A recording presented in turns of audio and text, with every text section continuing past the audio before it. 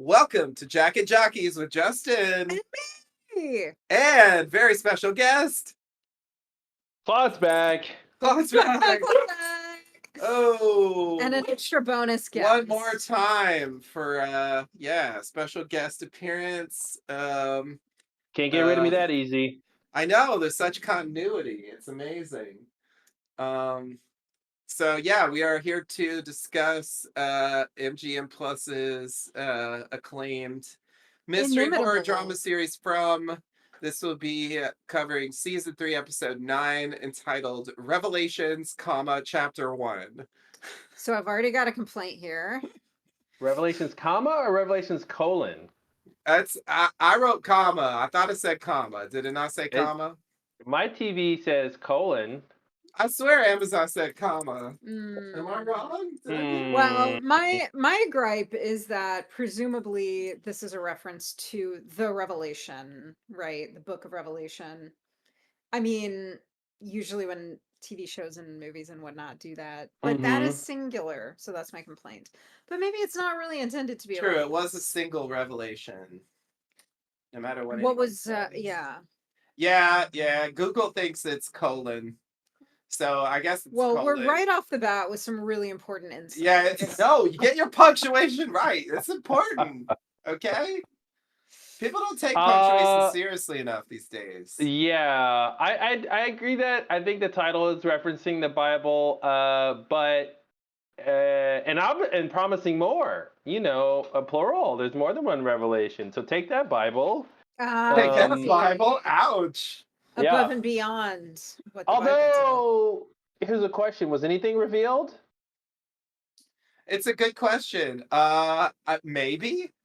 The voices revealed to Sarah about the peril Fatima is in. That's something. Okay, you know what? I got a wrinkle in punctuation gate. Because on the MGM Plus website, it is listed as comma. Revelations, chapter 1. So well, wow. I don't know if we can continue with this until we get the truth. We have to call Mr. MGM himself and get him on the phone and the lion? The lion? Yes.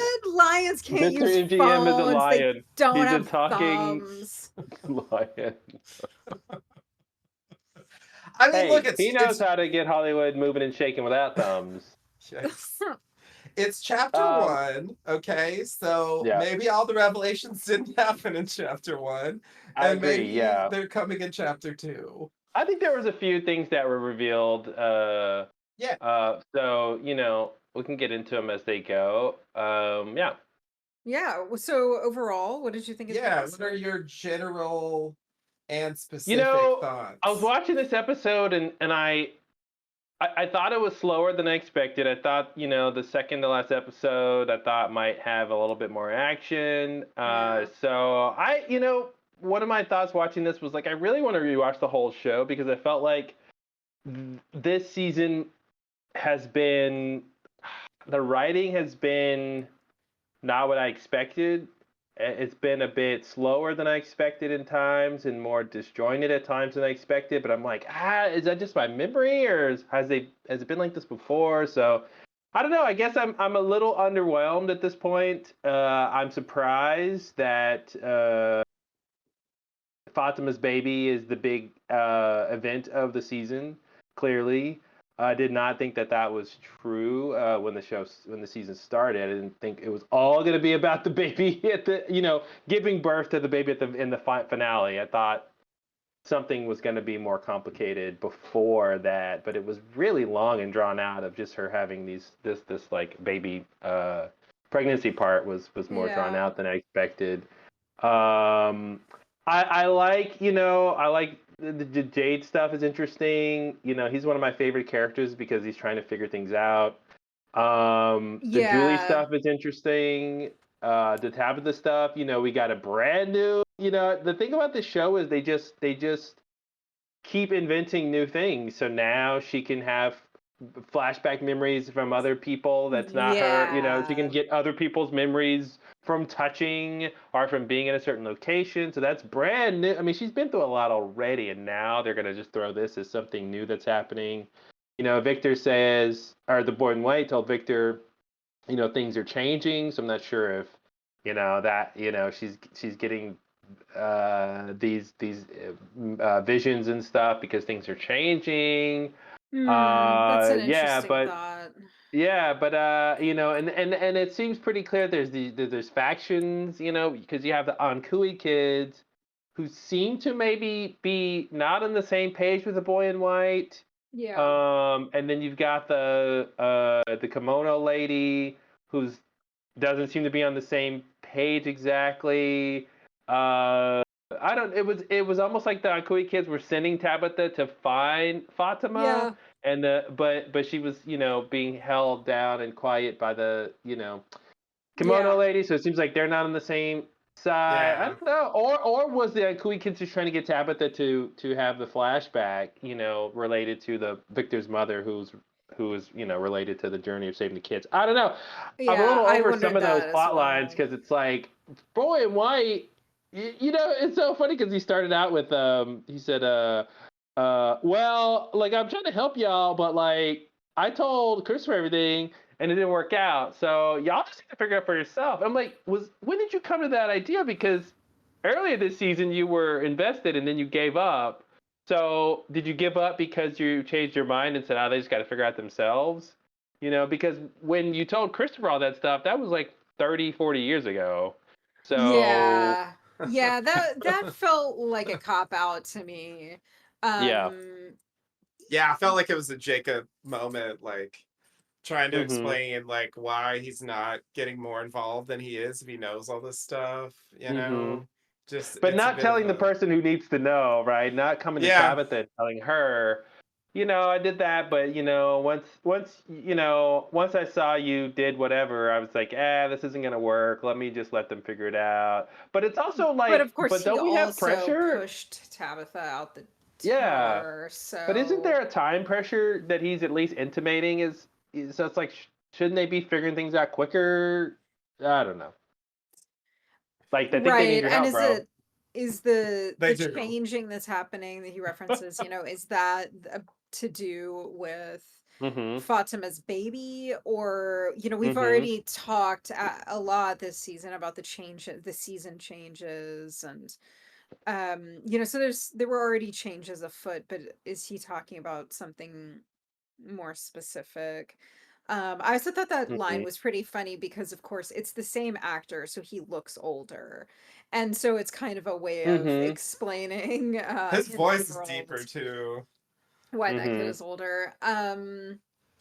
Yeah, I have said so many times about this show that one of my fears or like predictions is that it's just going to keep introducing new things instead of like Mm-hmm. going deeper with what they have.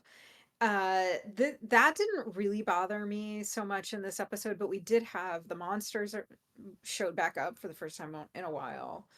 We had the lady in the kimono, we had the boy in white, the Sarah's visions are back, or her Mm-hmm. the voices.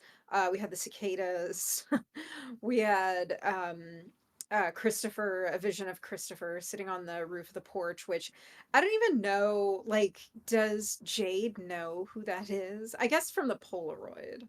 Mm-hmm. Um, He And I'm knows not sure. Oh, go ahead. he knows that he knows that what am I trying to say? He knows that uh that he had that ventriloquist dummy, so okay. I feel like he did know Got who it. it was. So we got so the all along or not all along, but for a while now we've been balancing these tensions between like the Ankui kids versus the boy in white, both children, and then this whole like saving the children in the tower, Which they're still which not talking about. they're still not talking about. um and then the lady in the kimono and Fatima's pregnancy, that that's also about children. This thing from the boy in white said to Christopher that this began with the children being killed Mm-hmm. by people they trusted. Yeah, yeah. I guess I don't really have anything. I'm not going anywhere with that, but just like still a lot of unknowns in Mm-hmm. these. To your point about factions. Um, but yeah, I thought that this was Yeah. an interesting episode. I agree it was not like on Lost, the penultimate episode of the season was really packed. And this didn't seem that packed. It's a lot of Mm-hmm. like personal stuff, as it Yeah. has been this season. A lot of like character stuff. There's a lot of pairing off and Having all these Yeah. overdue And a lot of conversations. characters going through unique traumas and also not talking to people about it, I mean, you've got definitely. Randall in his own world doing he's got two other people who went through what he went through mostly. He did go through that second, that other attack from the monsters directly. But like he's not reaching out, Marielle's not really talking. Julie's sort of trying to investigate, but she's doing it on her own. And She she's thought being she was. She vague thought. about She thought everything. she had a dream. Oh, Julie. Oh, that's why you ain't got that learner's permit because you still learning, girl. Um, Did she but think she had a dream? I thought that was a she lie, and said, she revealed that well, later. I think she revealed it later because she realized it wasn't a dream. I think when she said it, she did think it was a dream. Um, Yeah. I really I didn't think thought that, but I I can't thought really prove that it one way or the other. So it's yeah.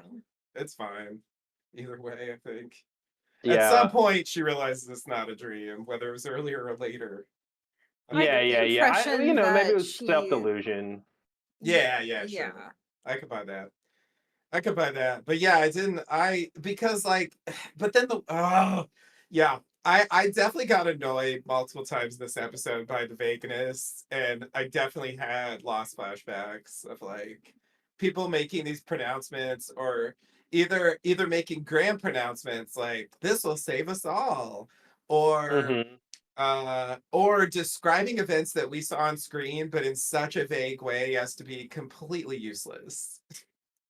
Yeah, Like, yeah. it's like, what good does that do? Like, you didn't say anything. Like, what, like, are you actually going to talk about what happened or not? It's just, I don't know. Yeah, I think that was my Classic. frustration. Like, I wanted like follow up on the details, and that Yeah, like we got follow up on the generic aspect, and Yeah. that was the thing on Lost that bothered me too.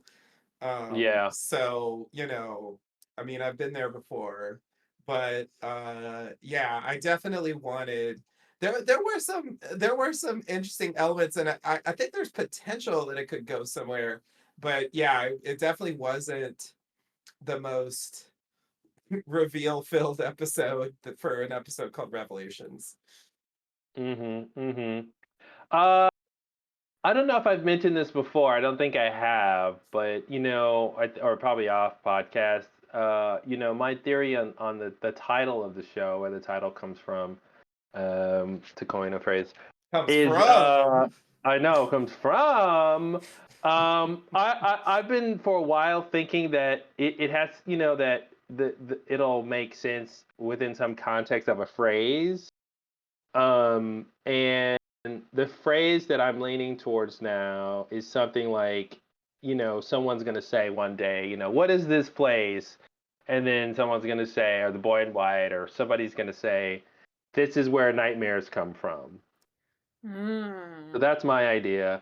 And to one small pillar of support for that idea is the fact that not only are there nightmares everywhere, but the monsters, if I'm not mistaken, are credited as nightmare creatures dash whatever uniform they're wearing. So like in this episode, the nurse was nightmare creature nurse.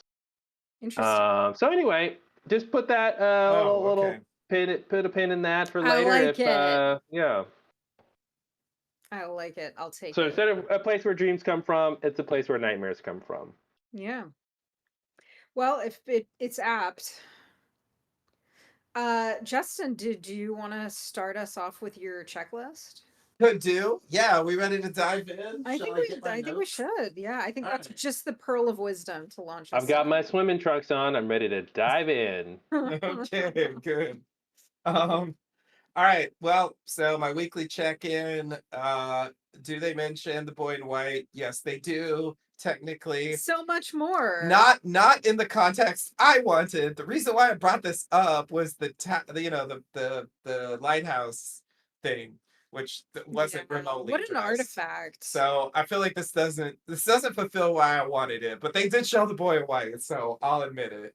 Anyway, the pregnancy test, I've come to believe that's irrelevant. I will probably not mention that again because she is pregnant.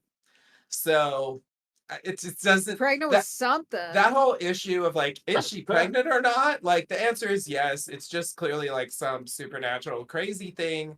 So I guess that's Yeah. why the test was positive, and I'm ready to move on from the pregnancy test. Um the blood eating. Does anyone know about the blood eating? I mean, they definitely Oh, addressed it. They showed her glug, drinking glug. the blood from the Glug. jar. Mm-hmm. But I think the others don't know about it still. Yeah. And I have a feeling that what's about to happen is so crazy that it probably won't even matter Yeah. by the time we get to like the reveal of whatever's happening. I just have a feeling no one's even gonna care. Like, oh, were you like eating blood before? Like, I just can't imagine that being a thing. So I'll probably stop asking about that too. Wow. But the last thing was the bracelet that was in No Henry's car. bracelet. I'm still obsessed with it. It still didn't come up. And so I'm not letting that one go. I'm going to ask about that next week too if they don't talk about it. Henry's off doing stuff in this episode, but he didn't. Yeah. There's and so is Tabitha, but there is no Henry discussion. is a salty guy. And he's also he adapted to this place faster than anybody else who gets, who finds Mm-hmm. themselves here. He does not go through any kind of period of like, oh, we Mm-hmm. got to figure out how we ended up here, or like, he's Yeah. just like Well, settles immediately into anyway. I think that's fair. But I think it's because he's got unique information, right? He Yeah. spent all decades wondering where they were. Then the woman shows up on his doorstep, tells him, he had his freak out outside of the From world, Yeah.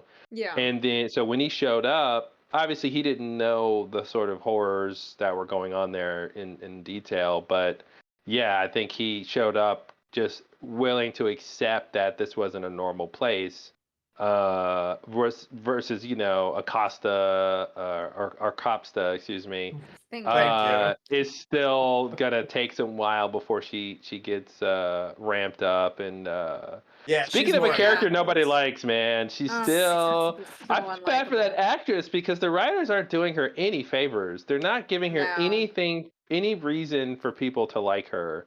Yeah. And she's the deck stacked against her, coming in late, being not really being on the team, anybody's team. So yeah, it's tough for her.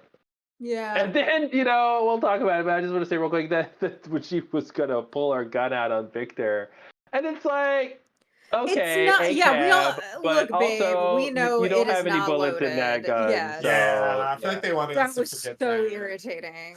Yeah, she sucks ass. I hate her so much. Yeah. The one thing that I feel like needs to go on your checklist is the bottle tree, because Oh, we bottle keep tree. getting references to the bottle Yeah. tree, I'll write but it down. not.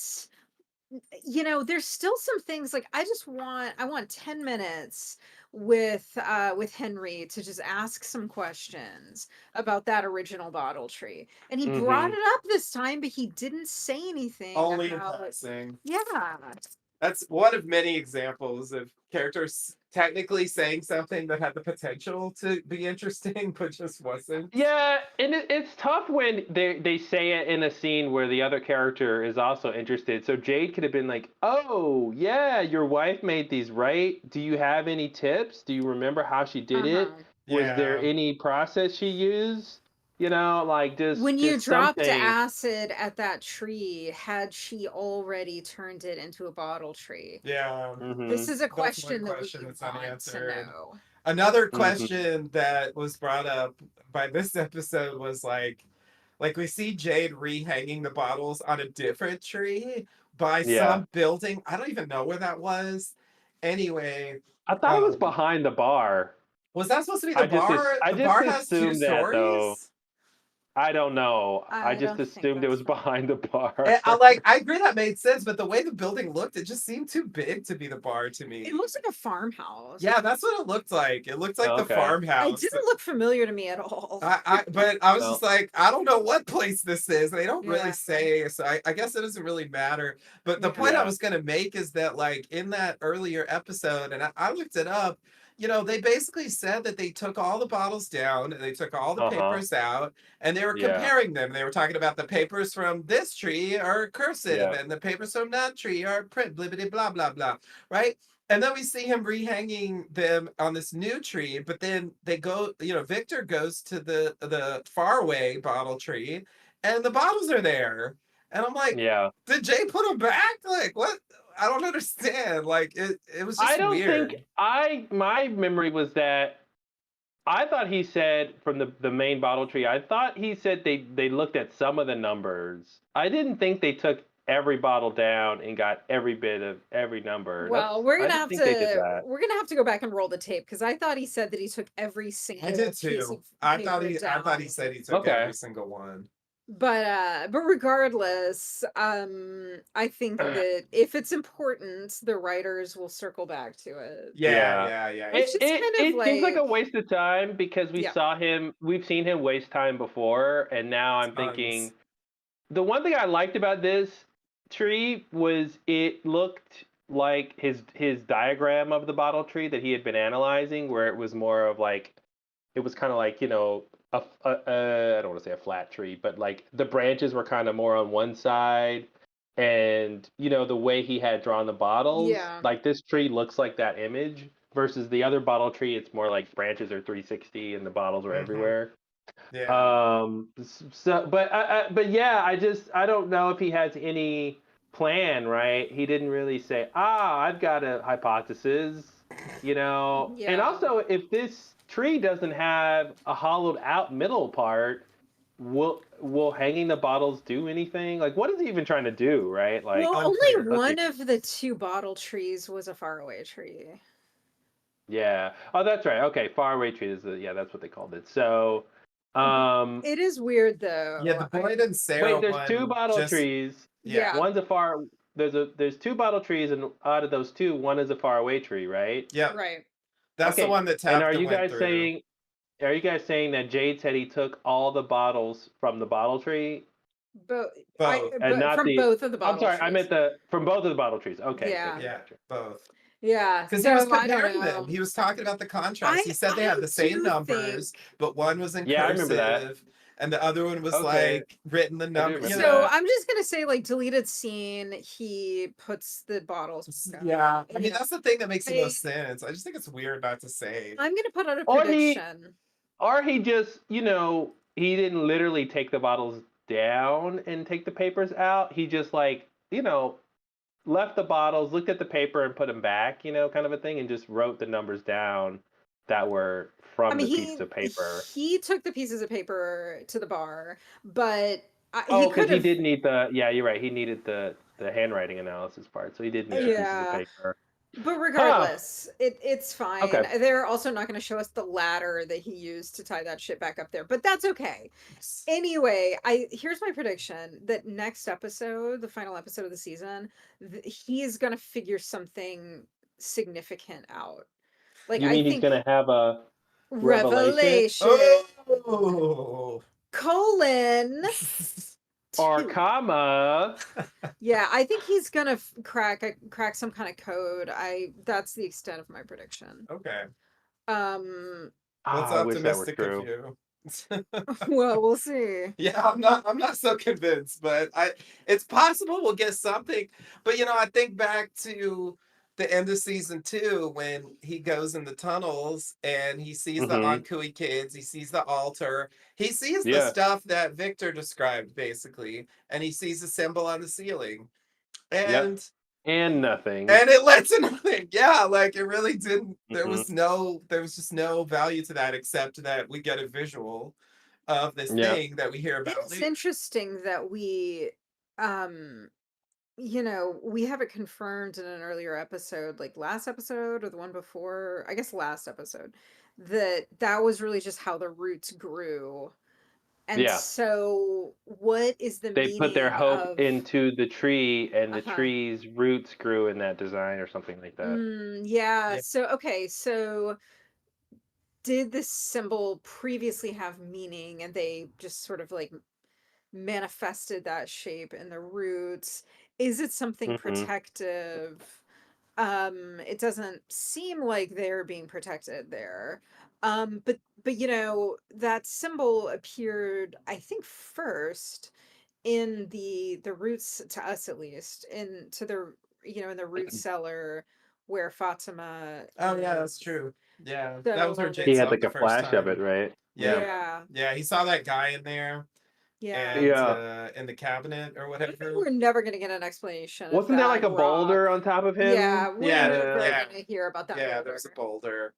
I would have said that before they circled back to Martin, so I don't Yeah, know. I don't know. yeah. I can't imagine it's that important, but we could get some kind of, brief, uh, I suppose it could. whatever. It just comes up in passing, but it's not like, a scene that's about that or something. It's But I will possible. just say, speaking of, Jade climbing the ladder with trying to make this new bottle tree, and then Christopher and the dummy are there. I did really like his response, like, okay, try something new, and then the thing just screamed at him, and I'm like, are you guys just trolling? Like, what's Yeah. happening here? Were you just appearing to him because he's getting closer? Were you trying to, like, what's the even the and is that even really Christopher? Because to me, it's like, why would Christopher do that? What's in it Right. for him? Like, I why don't know would what he do Christopher's that? deal is. Hard to Yeah. say. Yeah. I'm still confused. Yeah. And I was just gonna say, the next part I was gonna say was that Boy in White told Christopher whatever he needed to know to help him, and it didn't do any good. So, I don't think that whatever these entities are doing is really going to be able to help. I just, at this point, I'm just interested to see why they think they can help. Like, why are you trapped here? Or why did you come back here? Yeah. Or why can't you leave? Like, what's happening here? Because, especially with the boy in white, I mean, decades and decades and decades of being this little boy. And it's like, why? And I just, for the first time, realized that his skin is actually white. I didn't really notice that before. That he's, abnormally pale, or unusually pale, I should say. There's pale people. But he was like, ghostly white. I didn't really notice that before, but they had some Yeah, I didn't close-ups, and notice it's that like, either. I didn't he's notice not that just this wearing. time. Yeah, if you look at him, his skin's very white, like white makeup on his skin. Okay. Huh. Okay. Yeah. Interesting. All right. Let's do it, Justin. What dive into those Yeah. Yeah. All right. Oh no, did I say dive again? Anyway. All right. Well, we pick Split up splash. Split Splash. Here we go, y'all. We pick up where we left off last week with Ellis and Boyd looking for Fatima.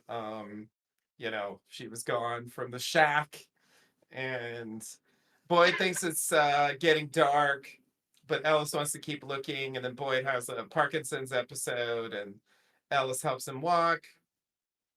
That's the end of that scene. Obviously, we'll come Mm-hmm. back to that later. Okay, then we go to Fatima sitting in the root cellar room looking at the jar of blood. Elgin comes in and brings her some things. Fatima says, "Let me go." Elgin says, "You're not a prisoner. This is for your own good." Fatima says she saw the kimono lady and the thing's not good and it made her kill Tilly. But Elgin says it was afraid and she wasn't feeding it. she tries to leave again, but then she has some pains. Elgin wants her to eat so they can, quote, all go home. Elgin makes a tenuous connection that the night she found out she was pregnant, he remembered his dream that, quote, helped save the town. Elgin offers the jar of blood. Yeah, I'm sorry. I just can't with this bullshit. Anyway, Elgin offers the jar of blood. Fatima tries to refuse, but finally gives in, taking the jar and drinking greedily. Yeah. Yeah, so like once she breaks the seal and she realizes how good it is. It was so good. Oh, yeah. Yeah, so it was bloody good. No. That's for our UK listeners out there. I think that Claude will fully appreciate, and you will appreciate, yikes. Um, uh, Somewhat less so, but still, like this whole like idea that Elgin, I guess, really believes that like if I help this weird ass kimono, like it's like I'd be like, how are we all gonna go home? What are you talking about? Like details, like seriously, like why is he going along with this insane plan with like the vaguest of promises that, oh yeah, y'all go home if you help me? Like, okay. I don't know, that bothers me. And then I mean, it's like Sarah all over again. This claim that it is like Sarah, totally. Which I also, but like I we already did this. At least with Sarah, it was, well, I don't know what I was gonna say exactly right, but I was gonna say at least with Sarah it was more self-directed. It was about her and what she needed to do. I mean, I guess it's the same with Elgin, but it just seems like he's more trusting in this plan than I felt like Sarah was just being driven crazy and having to do certain things. Yeah, that's true. He doesn't seem tortured in the same way. Right, he actually seems like he really buys into it. Yeah. Almost like a bliss has like the way he talks about it later with Ellis, it shows that he's like fully on board, and like I don't understand why. And then this claim that like his dream, quote, helped save the town. What the fuck are you talking about? You mean those 3 people? I mean, but tons of people have died since then. Like what? Like help save the town? Bullshit. It did like stop the cicadas. It stopped the cicadas, but that didn't save it. I mean, I reject that characterization. Well, fine. How did remind me? What did he do to? How did the cicadas get stopped? I thought they. It was that. I forgot. There's a lot going on. It's the nursery rhyme. He remembered the nursery rhyme. They come for 3 unless you stop the melody. And that's what leads Boyd to go destroy the music box. And that's what stopped the trance. And does he even know that? Does he know that Boyd went and stopped the music box? I guess he does, because that's what he says. I don't know. Yeah, that was like the whole plan. He must. I mean, he must know that they came out of it. And I assume Boyd says something, probably something really vague, but like. Okay, but just off screen. Okay. Yeah, I can only assume. Just because the way he's describing it. But this was like last season. Yeah, but it was the last episode of last season, so I think Boyd doesn't even make it back, or does he? Maybe he makes it back right now. Anyway, whatever. Not to drill down in another further level for questions we won't ever have answers to, but he does set up this causality here. Like, did you really guys really believe that the kimono lady unlocked his memory? Like, she showed up intentionally to do that, or is he just making a connection where there really isn't a connection? It's pretty thin. Yeah, it seems very, I don't know. It's like, I don't even know if he I don't even know if he fully believes it, or if he's just saying that to try to convince Fatima to stay there, That's what's unfortunate is so much his planning is happening off screen that we really don't know what he's saying or willing to say to get what he wants. Because he said Ellis was down there in the last episode, so it's like he's clearly willing to lie and manipulate.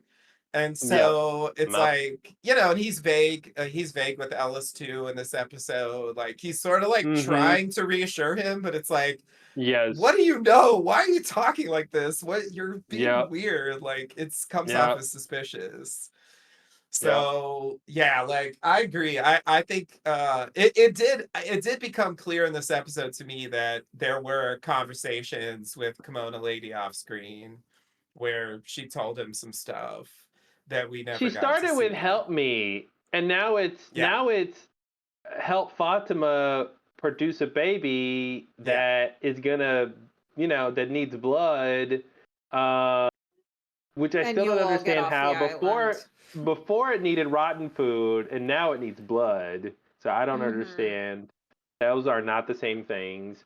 And then yeah, how is this gonna help us? And that's what Fatima didn't say, right? When yeah, he goes, "Oh, the yeah, baby is good. It'll help us leave." And she's how? yeah, And then what? And like she should be. First of all, she should be stuck on. Wait a minute. Go back to when you said this wasn't my baby. Like yeah, whose is it? And is it the kimono lady's baby? Like, yeah. That seems like the assumption, but I agree that question well, is never addressed. I guess we'll know if the baby's born wearing a kimono. Oh God. Kimono baby. All right. Great. Can't wait. Yeah, I don't know where that's going. It's a weird plot. And yeah, it depends on so much vagueness.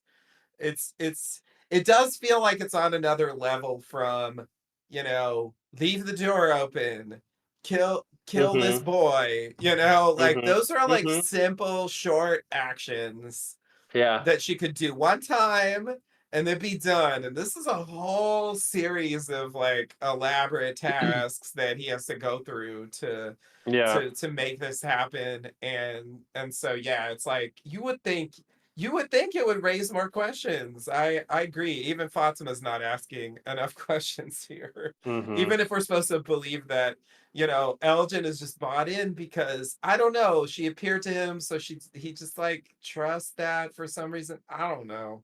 It's weird. Strange. Strange. And so just the baby thing again. Like, what do you guys think? What are you guys thinking? Like,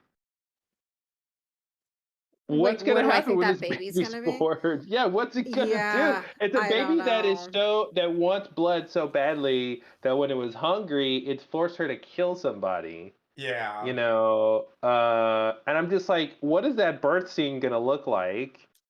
And when the baby comes out, I mean, this is yeah, I don't know where it's going.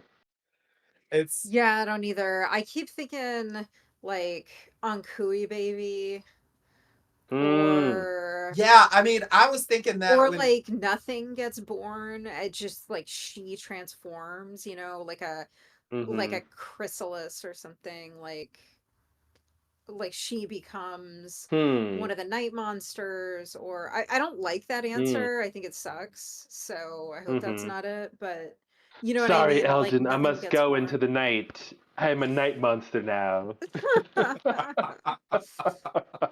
I oh don't belong God. to you anymore. I belong to the night. Oh my God. Yeah, I don't. Maybe it'll be like a sort of, she'll push and they'll expect a baby, and like you said, like maybe nothing will come out, and maybe it'll just be like an energy thing, Uh-huh. and then like something within the town will change, or Yeah. it'll. Because part of me was just thinking like, I guess there's a small chance that even though the baby seems like it's bad or evil, that maybe it's something that feeds off of death or evil, and maybe that's the theme of what it was eating. Now that I'm just thinking about it, the blood and Yeah. Yeah. then Rotten the stuff. rotten stuff is Yeah. death. So Yeah. maybe it feeds off of death, and therefore it's a weapon against this place, Sure, or sure. against the monsters. All So right. maybe somehow it seems bad now, but it'll actually turn out to be good because it's designed to feed off of whatever the bad stuff is. But I love that as like a sci-fi-ish kind of idea, fantasy idea. But like this doesn't seem like the kind of place that's going to produce anything that helps them. So Yeah. Yeah, a lot of people believe that. Yeah, last week I think I mentioned that I had the idea of making a connection between the baby and the Ankui kids because when Victor tells his story, he says they were born in the dark. Yeah. And that's definitely what's Yeah, going to that's happen right. here. So it just Hmm. seems like, I mean, it's super vague, but it's like, what else do I have to go on? I mean, what's Komodo Lady's baby going to be? Like, that's a hard, we have no Yeah. Well, and precedent or listen, context for that. now you just made me think of the idea that what if, the Ankui kids came from this type of birth that Fatima's Yeah. having, That's what They I could and yeah. have. maybe that's why they got, altered. Killed. Yeah. Yeah, yeah. Maybe the people who were love them or whatever, their parents ended up thinking they were bad, and Yeah. and them being sacrificed was how they were going to get out of this But place. they poured their hope into the something. I don't know. It's weird. But yeah, that's an Yeah. interesting theory. It doesn't seem like that's what they're doing, but you know, they're not above like portraying things in a certain way and then flipping that later. So Yeah. Hmm. I'm not ruling that out for sure. Cool. Yeah. Well, let's check out the next scene. Uh, all right. Yeah, where can we go? We are coming back to the storyline. So if you want to say more about Fatima's baby, you're gonna get your chance. Yeah.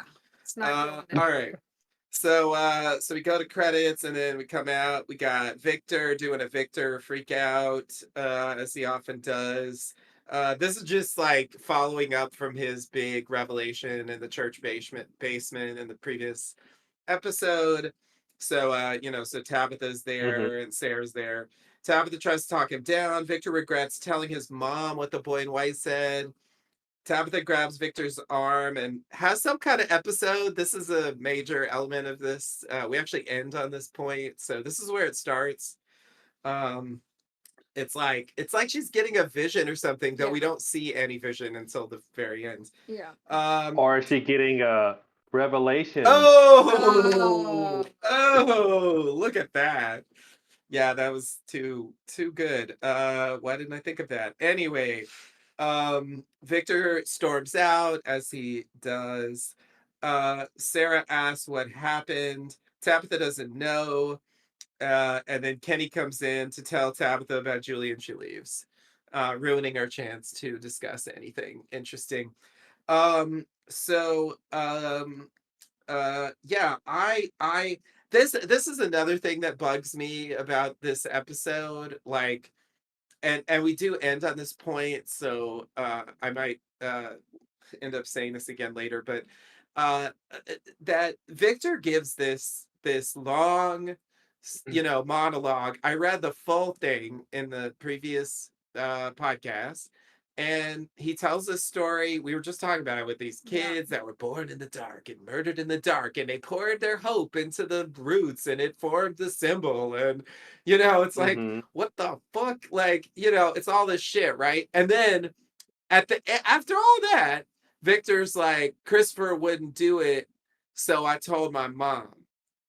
And it's like this episode only addresses that.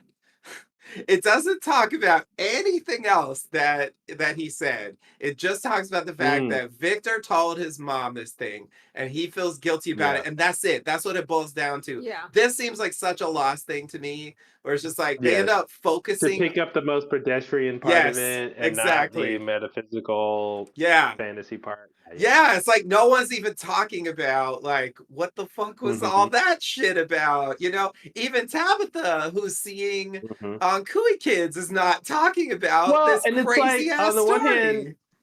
it makes sense though. On the one hand, that they are talking about the stuff that resonates with them most emotionally, Sure, like that just makes sense. But sure, I sure. want Yeah, to there's see them always a talk reason. about that. Okay, God, yeah, fine. Just to defend the writers here for writing logically, but also irritatingly. Yeah, it's just frustrating to watch. I mean, I would also be annoyed if they talked about it, but just in a vague way and brush it off, which they often do with stuff like that. But in a way, I would like that better than this, where they don't even acknowledge it. There's like not That even you're right. word one Yeah, about it. acknowledging would be helpful. Yeah. Yeah, it's like you just learned this crazy ass thing about this place, and like no one even says a thing about it. Like it's just like, oh, I told my mom this thing, and then she died. It's like, And is okay, Victor just realizing that causality there, or yes. is he didn't realize that before, that that's the reason she went? Well, he didn't remember that he had told her that until just this last episode. Well, So before he he his thought that she went because she just got this idea in her head that she had to save the kids. Yeah. he forgot where she He got. He forgot. forgot where she got it from. Exactly. Yeah, yeah. Yeah, which sounds like something you'd block out if you're like, Yeah. "Oh, I told my mom she should leave, to about this thing, and then she said I'm gonna go check that thing Yeah. out, and Yeah. then she didn't come back, or Yeah. found her body and she's dead." Yeah. Yeah, it's a major theme of this episode. People feeling guilty about Mm-hmm. Oh yeah, yeah, yeah. That's things. true. So yeah, just That's saying. true. It's a theme. I also think there's like some inconsistency in this storyline. I mentioned in the previous episode. I'm gonna mention it again. I'll probably mention it every fucking podcast until they acknowledge it, which is that Miranda painted the Ankui kids. We saw a painting in her basement of the Ankui kids. Mm-hmm. So it's like Mm-hmm. she couldn't have gotten everything from Victor. She got some of that from her own vision. And I feel like they're also not acknowledging that. It's like it's almost like they've rewritten what the story was. And it's bothering me. So Yeah, anyway. because they want it to be just thematic. Well, Victor doesn't know that. Yeah, but Tabitha Presumably, does. Yeah, Tabitha does. Tabitha could be like, yeah. well, right. I mean, whatever. It would still be true that him saying that is what catalyzed her departure that night. Well, and I do think it's an oversight for Victor to not be told that his mother knew about this place before they even went there. Does he really not And at know least, that? Because that's fucking well, that's what I'm ridiculous saying. if no one's told him I would that want yet. I would want him to have the opportunity to say, "Oh, she talked about that place when I was little," or "I remember being in the basement and her Yeah. drawing the picture," Because he or was something. there when that happened. He was around, yeah. So that's it'd a good be point. nice to be able to circle back to that, to Yeah. at least get his perspective on, did she hide it from him, or did she tell him? Maybe even the day they disappeared, like, "Hey, mom, where are we driving to?" "Oh, we're gonna, we're going to the place. I'm hearing voices," or whatever. Like, Yeah. going to save the kids. Obviously, she wouldn't say that then, but Right. Yeah. yeah. Yeah. And then, she takes them, right? And then they disappear and they end up in the place. And I just feel like Victor should know.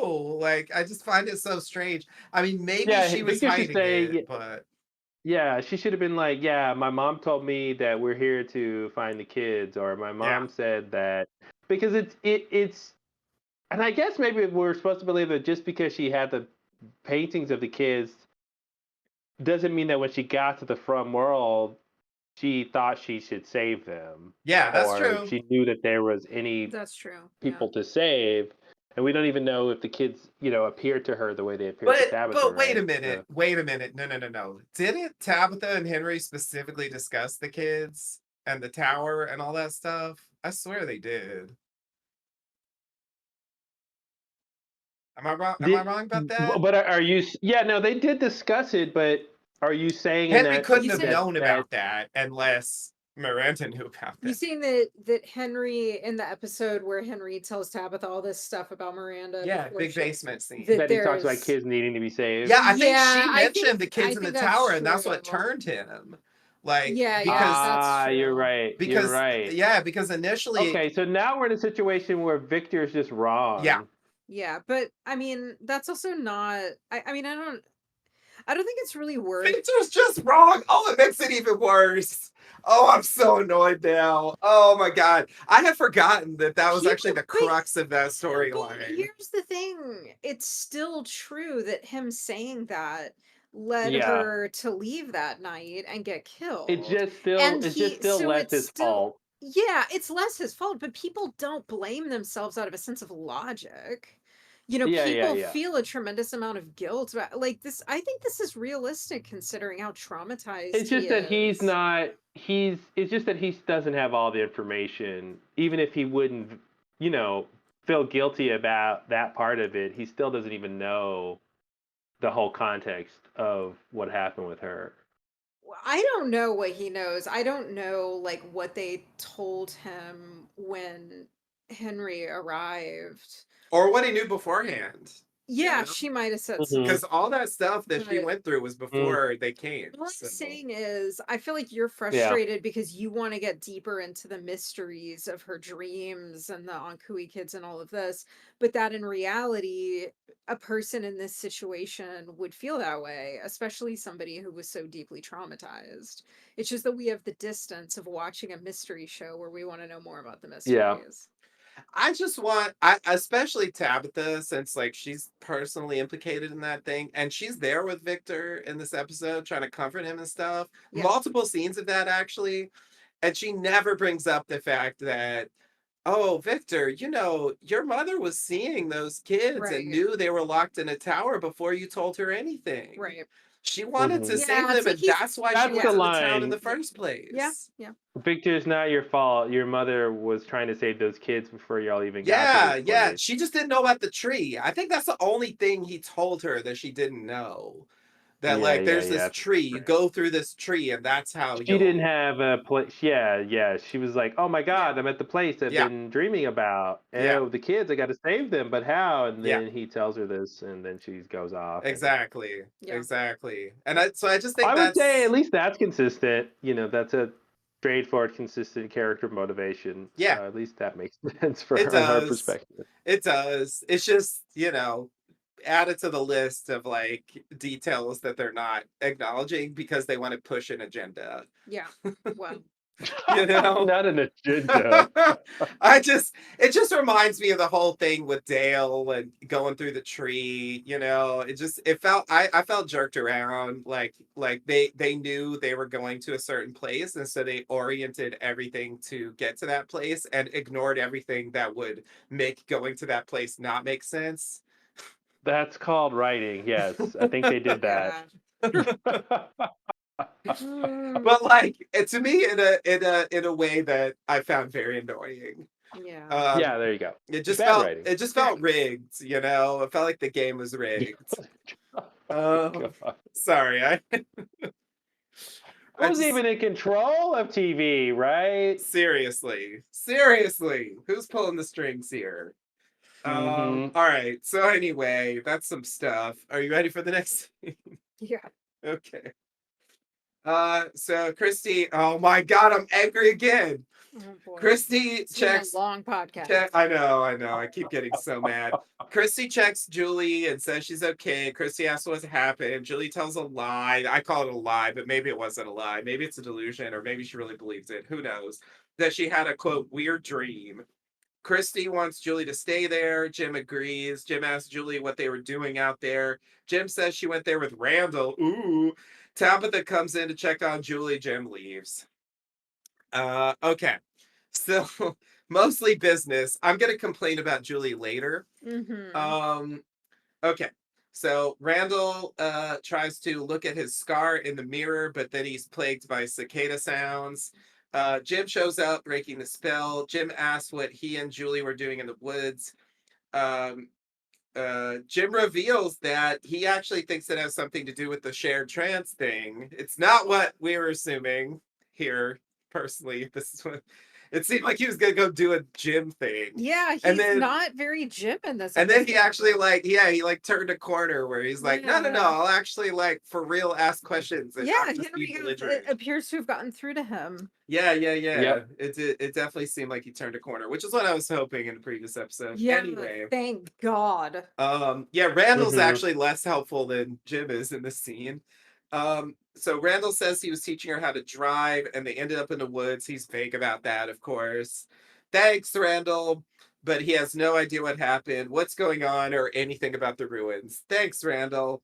He just thought they, quote, felt wrong.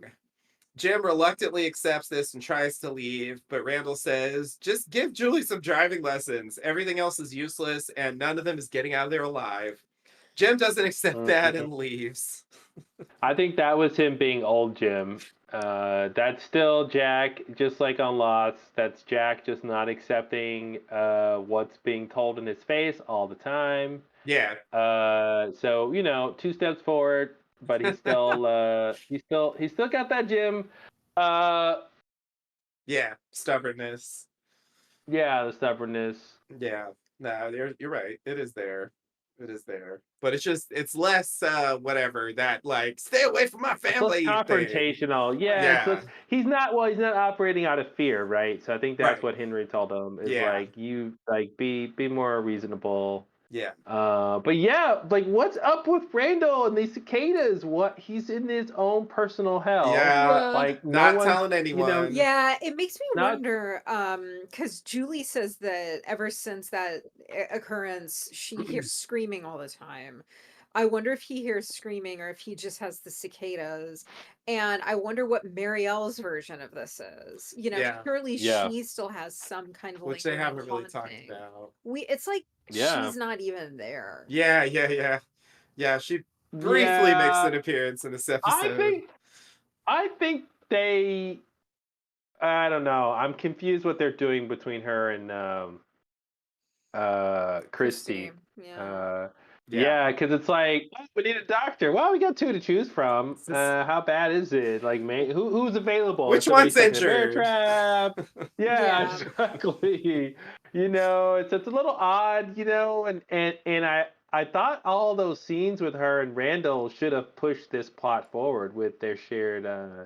experience. They wasted time Yeah. not like just getting 1 or 2 steps closer to something with what happened to them, and it seems like that should have been the point of their characters this season, Yeah. since Yep. between the 3 of them they haven't done really anything else.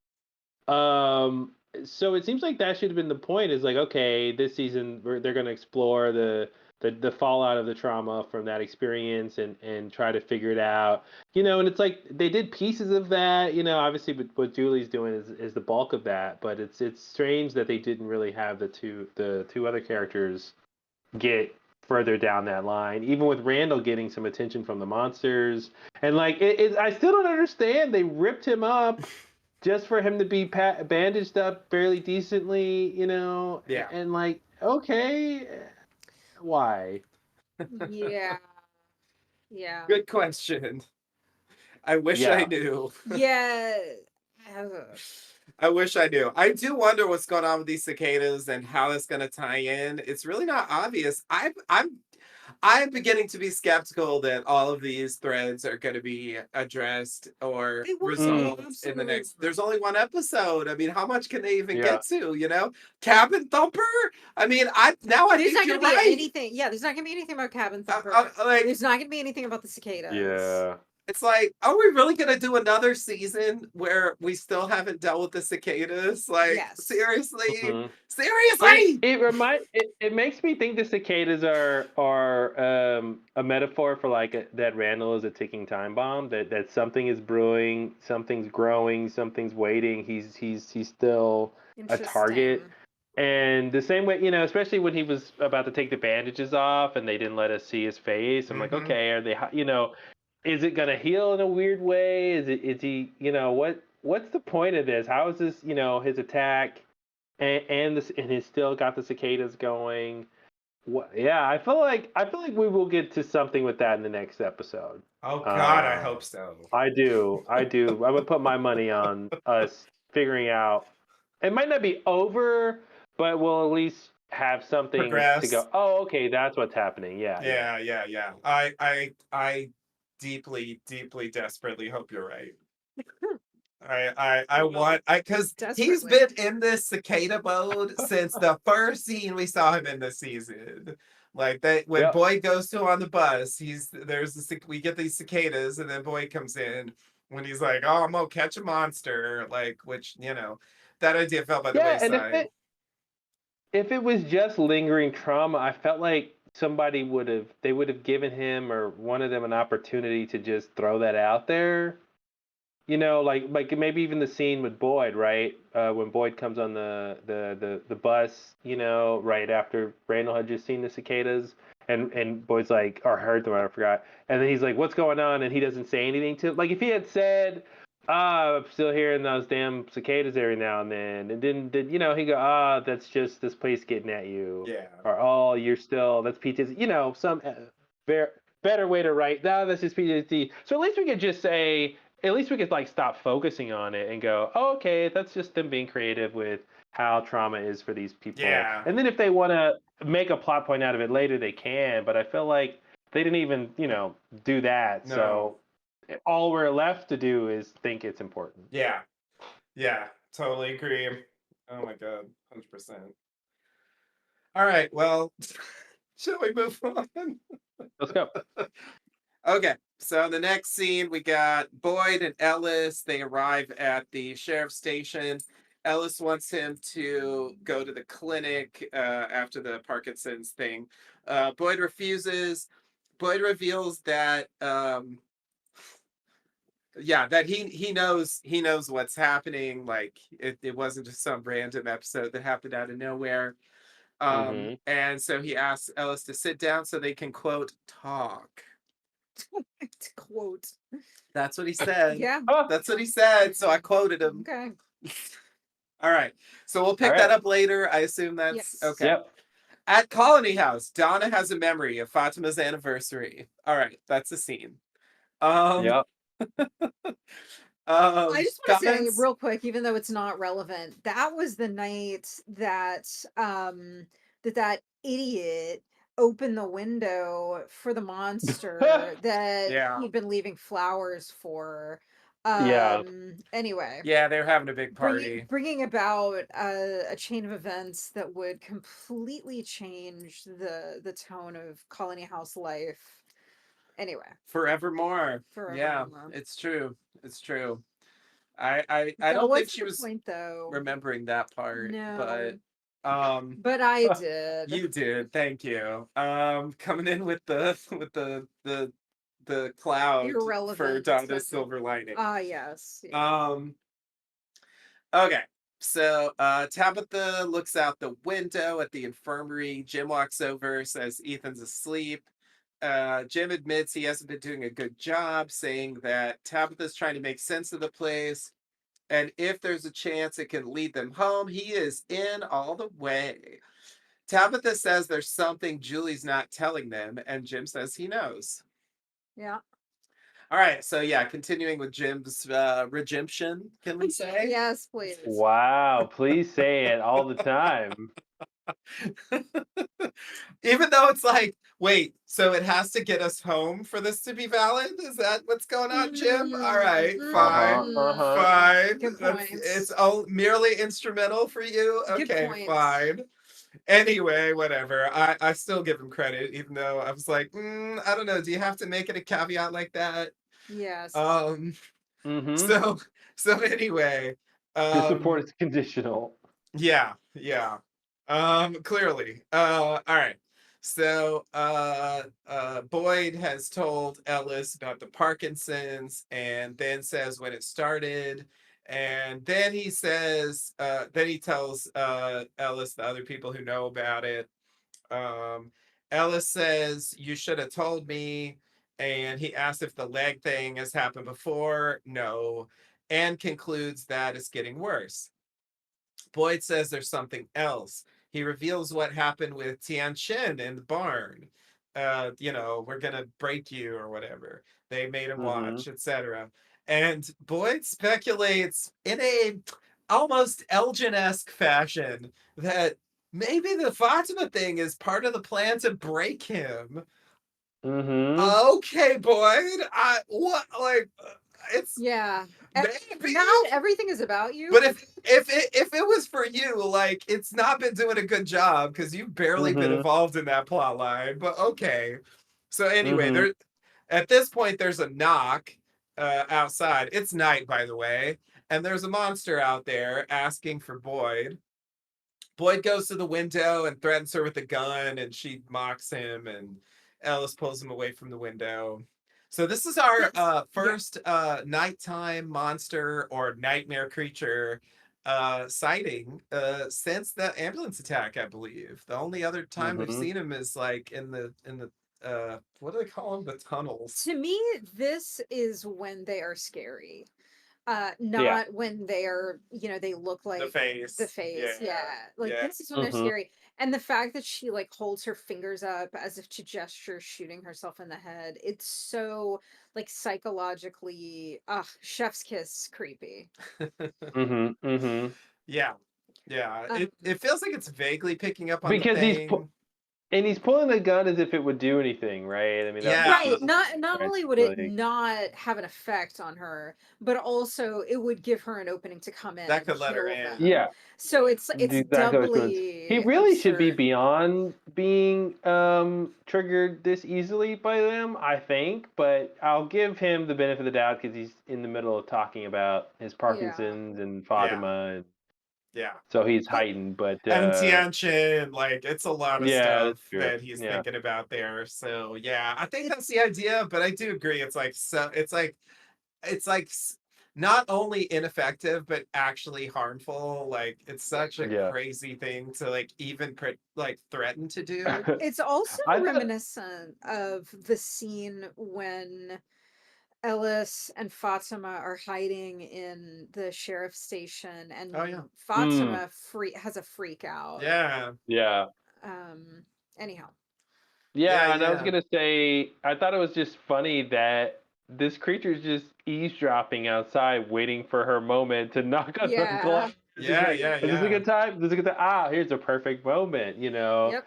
Just, yep. just, just to talk about the fact, how do they know things? They're just hanging out. They're just walking around, listening, putting glasses to walls and listening.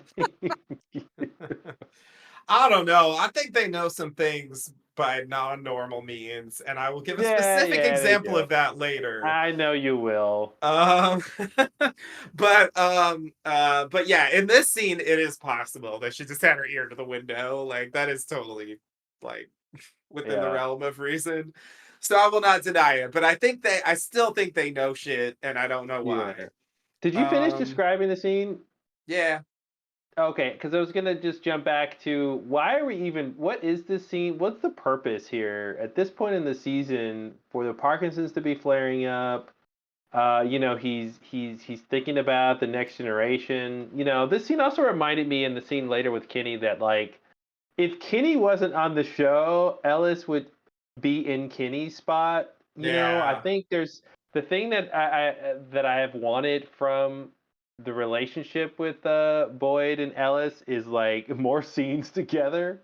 mm-hmm, And I realized that Kenny gets a lot of the scenes that yep, Ellis would normally get, yep, yep, and also Ellis never really had anything to really do on the show action wise. He's been so much just about being uh, focused on Fatima in whatever way. mm-hmm, And I was just thinking, like he should be the one that's like, oh man, this place, my dad had to kill my mom because this place is crazy, and like, you would think that he would want to be part of the Law and Order team, you mm-hmm, know, and want some control or want to be like his dad or want to whatever. And so it's just an interesting thing in this episode because like, he's like Boyd kind of has like two sons basically, yeah. and so one son's getting part of him, and then the other son's getting this other part of him. It's kind of Yeah. interesting.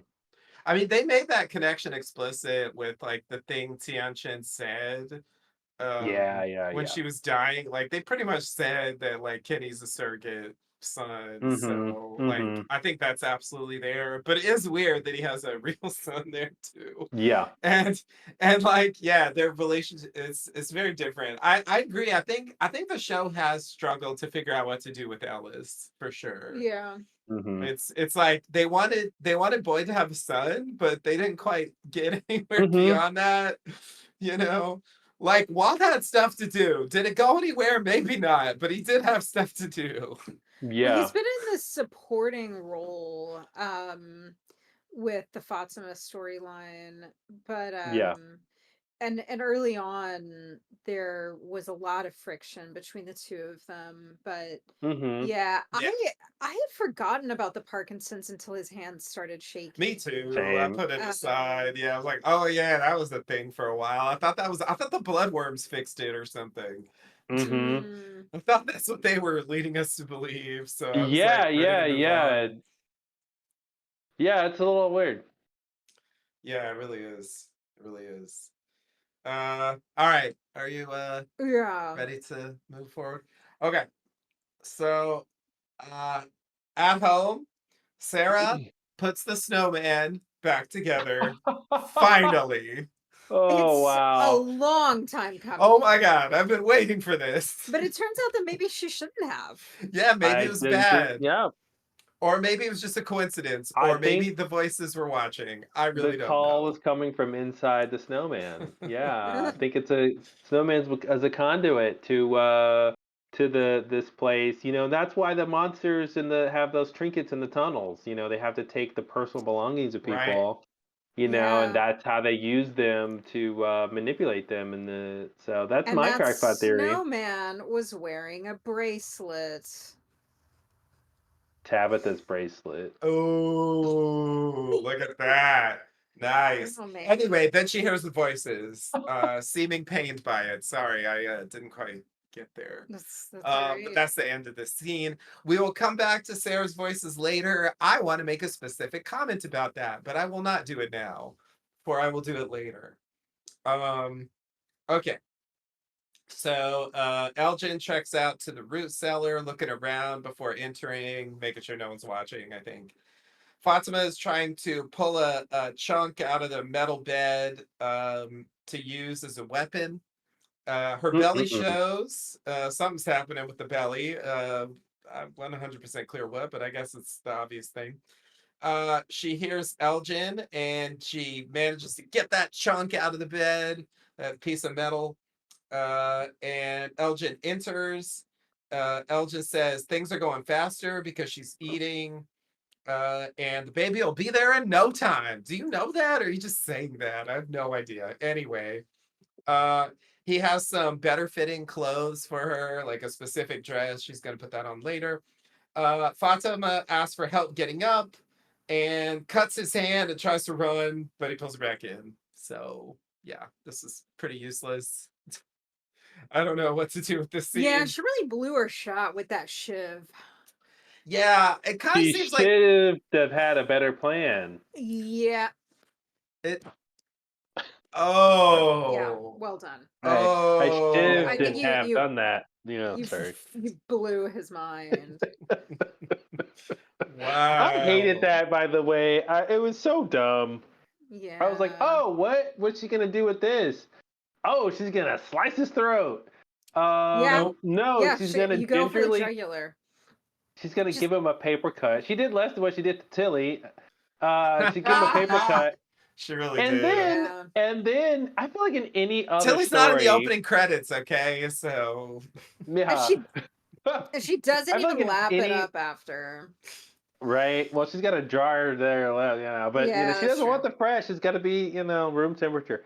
I she didn't even oh, what I was gonna say is, I feel like in any other story with someone, you know, secretly holding a character captive, that character cuts their hand, and then the captor is gonna be seen by other people later. Yeah, I think yeah. the cut hand yep. gets noticed.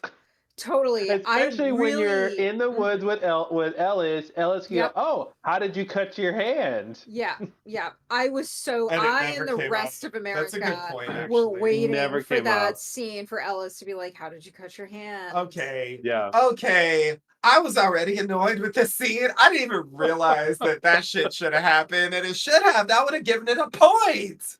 Because it's Yeah, that would have given useless. it a She point. gets It's nowhere. useless We're back to to get square one at nowhere. the end of the scene.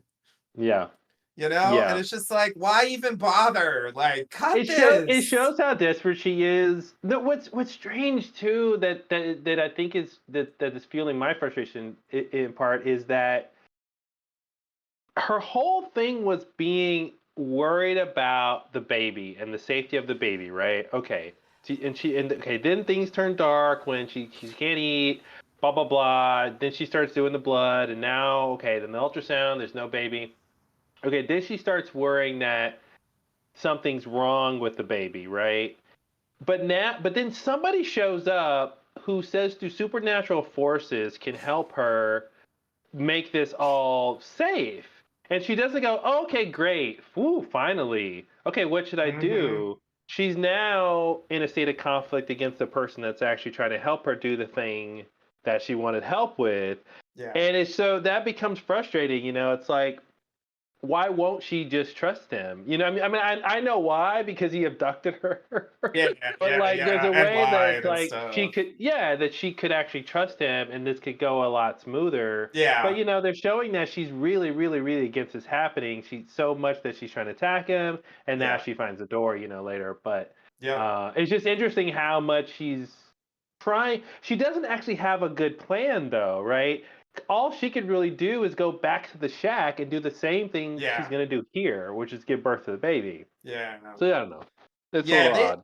they could have written it differently, definitely. They could have had Elgin show up and be like, I know what's going on with your baby. None of the others will understand, but I can Yeah, help you. You need to go into this root cellar and you need to have the baby there. And, I've been, and and it, have the things that he's saying actually prove to be true, right? Okay, yeah, drink the blood, you feel better. See, you feel better. yeah, Okay, now yeah, the baby's moving along, right? Okay, because you do yeah, want this pregnancy to be over, right? I mean, it obviously be yeah, scary what will happen on delivery day, but at least yeah, it progressing shows that he knows what he's talking about. definitely. Why are we Definitely. trying to convince her to trust this guy? Why is that logical?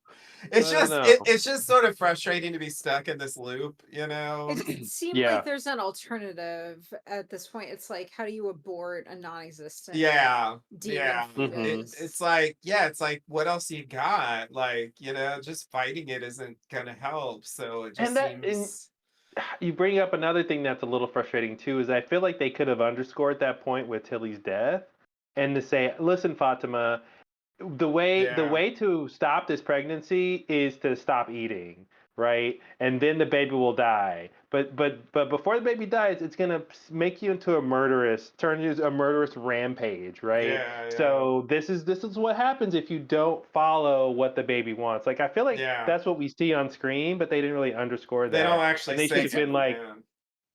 Yeah, because there's then that just would like force her one to go, shit, throwaway yeah, I line. really do need to drink this blood. I really do need to do this thing. Hmm. Otherwise, people are at risk. Ellis could be next, right? Yep, Right. Which is And what my Boyd's whole thing was yep, before. yeah. yep, yep. Yeah, and Elgin has this throwaway line, but he's grinning like a cult member. He just comes across as That's a really untrustworthy.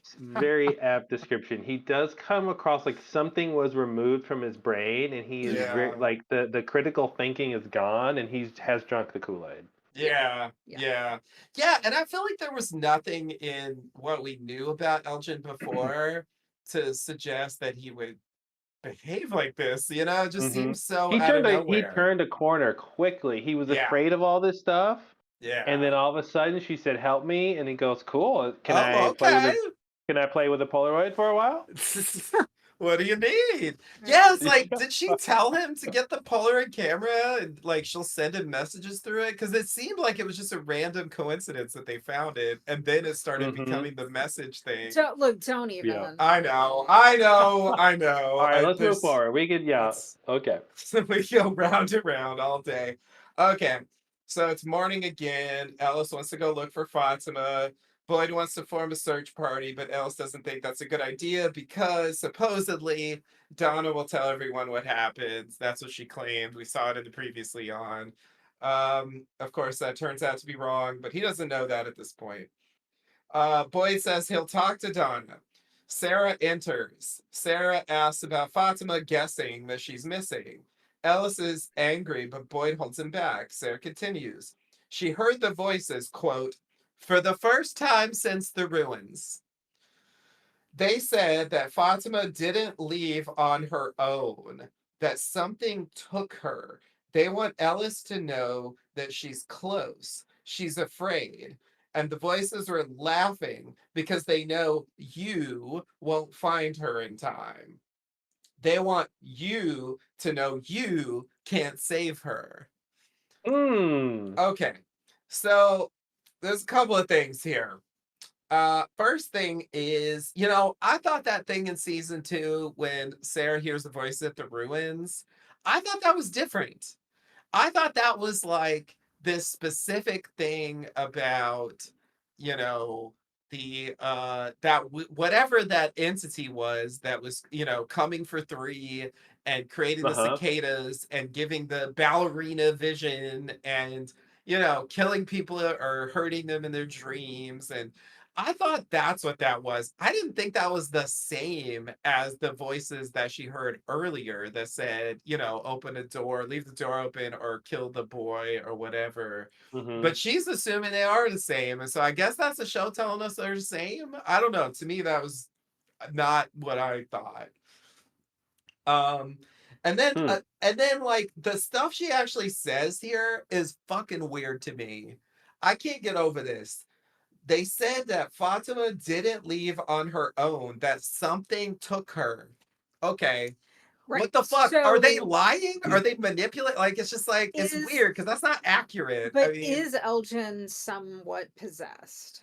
I think they're intimating that Elgin, might have done the actions, but the kimono lady is in charge and is responsible for taking her. That's how I took that line. okay. I just thought this was a weird way to characterize it because it just didn't really. It would be one thing if Kimono Mm-hmm. Lady dragged her down there, and then I would Yeah. accept this. But it's like she walked there with Elgin, who's not a thing. So I'm just like, this Mm-hmm. is weird. Like, I don't know. It made me wonder if the voices are just being, like things do in this world, like just like trying to fuck with them, trying to like throw them off. And I mean, some of what it's saying is true, like that she's Yeah. close, you know but then they're laughing, so it's like, wait, are they just taunting and just like getting their Yeah, jollies, they're as you like trolling. to I think it's say? just when Christopher and the dummy showed up to Jade.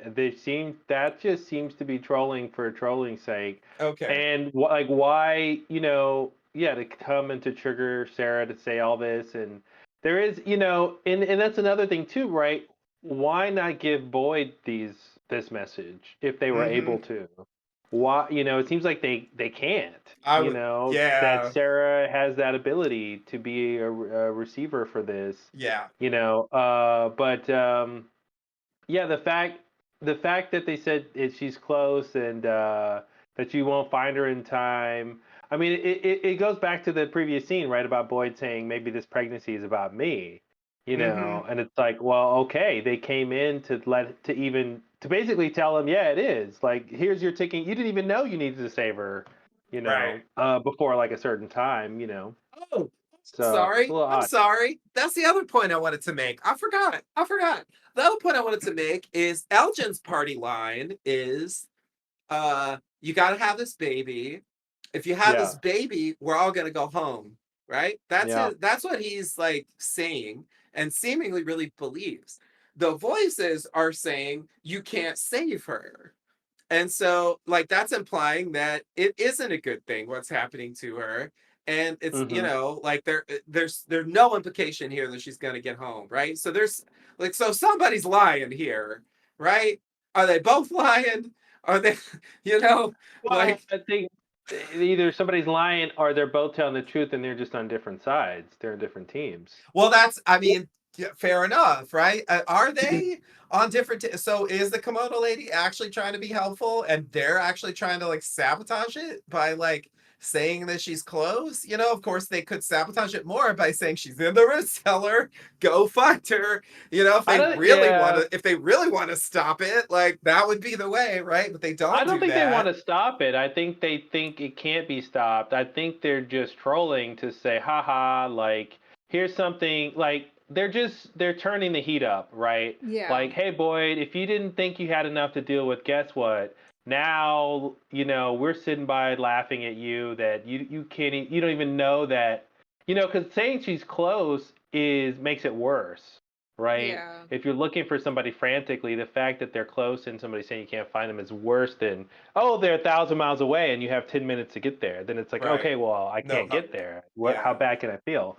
Yeah. Versus like, no, she's right under your nose and you'll never find her is the worst version of that. So it's just a thing. I don't, that's probably my top three things I want to understand about this show ultimately is like, why the trolls? Like, it just feels like, if you want to say a huge metaphor, if they're in hell, right? It just seems like, in certain depictions of hell, demons are there just to enjoy you being tortured. And that's what it Yeah. seems like. They're just there to sort of enjoy, and hey, if they want to pop up and appear as Christopher and the dummy and just say boo, then they'll do that. Yeah, apparently. It's odd. It's just like it's just I don't know. There's just a weird conflict here. Like if they don't, if they believe that what Elgin believes is true, which is to say, if this baby gets born, they're all gonna go home. You would think they would want to stop that, right? So because if they all go home, they can't keep torturing them. I mean, right? Mm-hmm. So like because they're not doing that, it makes me think that they don't believe that's true. And Yeah. I think that could be true. Yeah. I don't know for sure if whether they're right or not. I mean, I'm about 99% sure that they're not all going to go home at the end of the season. So I would bet Mm-hmm. anything on that. Maybe one of them goes home. I don't know. I can't imagine them repeating the ending of season 2. So that's the main reason why I don't even think one of them's going to get home. But, Yeah.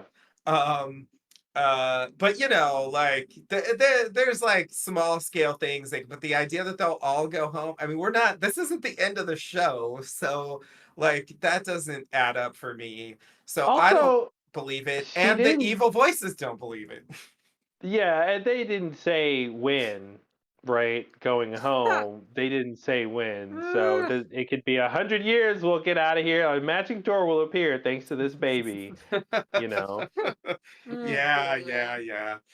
yeah. So anyway, like this just bothered me. It was so unhelpful and so vague. And yeah, I just it's example number whatever of just like shit, people Mhm. saying shit, and it doesn't, it's unhelpful in every Well, way, and I don't know what to do with it. Wow. I will say it does go.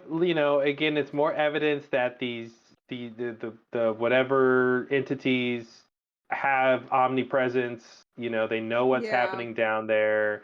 They know the plot of her being taken. They know Yep. the kimono lady is involved. So Yeah. if the kimono lady thinks that she's under the radar, she's not, right? Like they Right. know what she's doing, whatever plan she has, which might suggest the same for the boy in white. Whatever he's trying to do, they might know about and can circumvent it or, thwart Yeah. it somehow. So I think that's something to get their heads around. You're never gonna, if you're a rat in a maze, you know, you're never going to like get out of the maze Yeah. if you don't like aren't able to change your perspective, right? So Yeah. Yep. Yeah. I, they are, yeah, they're Rats trolls. in a maze with no cheese. Aw. So what's the point? I really wish they would sit down. I know it's too dramatic, but God, I wish they would sit down and go, guys, we just can't win. Like, what's the point of this? Like, what are we even doing? Like, Yeah. oh man, They're Fatima's like about to have a Randall's ghost kind of. baby. Like, Individual oh, characters get to that place sometimes temporarily, mm-hmm, but mm-hmm. yeah, it's true. There's no like collective acknowledgement of that. Yeah. Yeah. It seems Which, like if they just all decided not to play the game, then the game would be over. Like that's the only way to oh win God, is for them all to say, "Okay, monsters, we're not doing this anymore. We all agree, game over, not doing it anymore," and they just sit down and don't do anything, and then they're I like, "God damn it, that's how you win. That's the one rule." As if I everyone take decides they away don't want to play, every they can leave. power I gave to you. You're nothing. You're shit. It's the end of Nightmare on Elm Street. That's what it is. They're gonna do that, and then they're Spoiler gonna be out of the alert. nightmare. Spoiler There alert, you are. 1984. Come on, y'all. It's been 40 Yeah. years. If you ain't seen it yet, you need to get on it. Spoilers right. never age. Okay. Ready for the next scene? Ready. All right. So a couple of red shirts do something meaningless at Colony House. Sorry. That's what happened. That's what I have to say. Victor starts throwing his shit out the window. Claire comes in. Victor storms out as he does. Akopsta and Kenny try to stop him, but then they stand aside. Victor goes into the kitchen and grabs an axe, and he says he won't hurt anybody. Kenny wants him to put it down. Victor is mad at himself and says no one is scared enough. Akopsta asks what the axe is for, and he says to chop down a tree. Which She asked about the axe. She asked about the axe. Axe She asked about the axe. I should have immediately realized what tree it would be. Oh, I knew Yeah. immediately. Yeah. For some reason, I didn't. I was like, oh, it's one of the trees that moved. And it's like, yeah, of course it's the fucking tree that he was thinking about earlier. The one he told his mom to go through. It makes so much sense. It's blindingly obvious to anyone who pays a tiny bit of attention to the show. And yet I didn't realize it. Anyway. Indeed. All right. Yeah. I'll just point out, I also comments? didn't Yeah. appreciate Kennedy putting his hand on his gun as if he was going to shoot Victor. I Mhm. just like Yeah, it didn't. I agree. It didn't go there yet. You know, Victor was slightly erratic, but he's been erratic before. Yeah. And it just was like it didn't. I don't know. I understand, like, if you're not thinking about it, then okay, that's how you should play the scene. But Generically, yeah. Yeah, I generically. agree. But not like specifically because, yeah, they have talked about this before, and people have said many times that Victor is essentially harmless. So Yeah, it does. Victor has a gun, as was I think reminded of. What should have happened was Acosta should have did what she would have done, put her hand on the thing, and Kenny should have backed her down. Yeah. And known that he doesn't need to put his hand on his gun because it's Victor and he can talk to him. Right. Yeah, agreed. Which is what he does. Indeed. All right. So next scene, we got the Matthews clan arriving at the diner. Party for 4. Yep. Bacta, the bus driver, has it up and running again. Ethan helped with that. Bacta talks about the need to have a normal place again. All right, we'll come back to that. Donna looks at the picture of her sister in her room. Boyd knocks and comes in. Donna immediately says that she won't tell anyone about Fatima. People couldn't take it.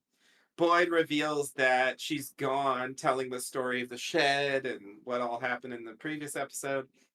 Boyd tells Donna about the voices and what they said. And Donna says, fuck this place. Ring the bell. We're calling a meeting. Oh, ring the bell. Yeah, fuck this place. Ring the bell. We're calling a meeting. That's great. That's great. Yeah. I like the sentiment. I wish the result was more effectual, but anyway. It's a bit like we're going to start an army. Yeah, it is. Ring the bell. We're going to have a meeting so that people can pair off and have conversations that they as people feel they ought to be having. That's pretty much what happens. All right. But yeah, the threat of Donna telling everyone like just goes away here. Yeah, which was good. They were setting up that I am glad because I was worried that there was going to be like a mob. You know, I was worried it was going to turn into like some bullshit like that where like they misunderstand everything and then like they go for Sarah or something. You know, I was just like, oh God, I don't even want to deal with this. So anyway, even though I'm not totally happy with how things worked out, I am glad that that other thing didn't happen. All right. Are you ready to move forward? Okay, so Ethan, we're back at the diner. Ethan isn't eating. He misses Tian Chen's pancakes, or does he? Maybe he's lying to cover up his guilt. Anyway, he goes to the bathroom. Julie says he thinks it's his fault what happened to her since he gave the go ahead. She asked him like, "What should I do?" And he was like, "Yeah, you gotta go, be brave." Oh, that's why he goes to the bathroom, because that needs to happen. I was like, is it? I kept waiting for it to become significant that he and Jim are like slightly late to this so-called Yeah. meeting. Yeah. But yeah. Wait, I what? think What's the significance? Just because he needs to step away from the table so that Julie Yeah. can tell the parents that he feels guilty and like Ah. what happened at the room. Yeah, because they didn't even know what happened Yeah. out there Yes. specifically Yeah. with Ethan. So yeah, I think that's exactly the reason this happens. She also says the family breakfast isn't helping. Yeah, it's lame. The family breakfast didn't help this episode. I'll say that. Julie and I agree on that. Yeah. I want to say the other. I'm on the parent side of like, come on, guys. The whole point is to try to have some normalcy. Yeah. How is this not helping? What would you rather be doing right now? Well, you're not wrong. Yeah. It's not. Howdy. What? We could go to the caves and look for some Ankui kids in cages. Oh my God! Could you imagine? That's what that was. She said, "Oh, you're not happy with the fact we don't have pet kids? Okay, how about we go in the tunnel? Do you want to go down there? Oh, Yeah, you think your childhood is so bad? Well, you're not locked in a tower. Let me show you where the kids are. You Yeah, still have all your hair. I thought I saw that kid in this episode. I'm like, what? Where'd the hair go? What did they do to you guys? Why are you partially bald? Yeah, it's almost like it was like a nuclear test site or something. Like it seems like that kind of thing. Like they were subject to some like radiation or something. Like that's how it comes off. Radiation. Yeah. I mean, I'm not basing that on anything but the real world. Are you saying show, but... electromagnetism maybe? Oh no, it's magnets again. Magnets. Why do you do everything? All right. Are you ready for the next scene? I just realized this show, like, we've never seen a compass. It seems like in a show like this, people should have compasses, and then Didn't they show a compass earlier? Am I wrong? Are you saying their directionless are lost?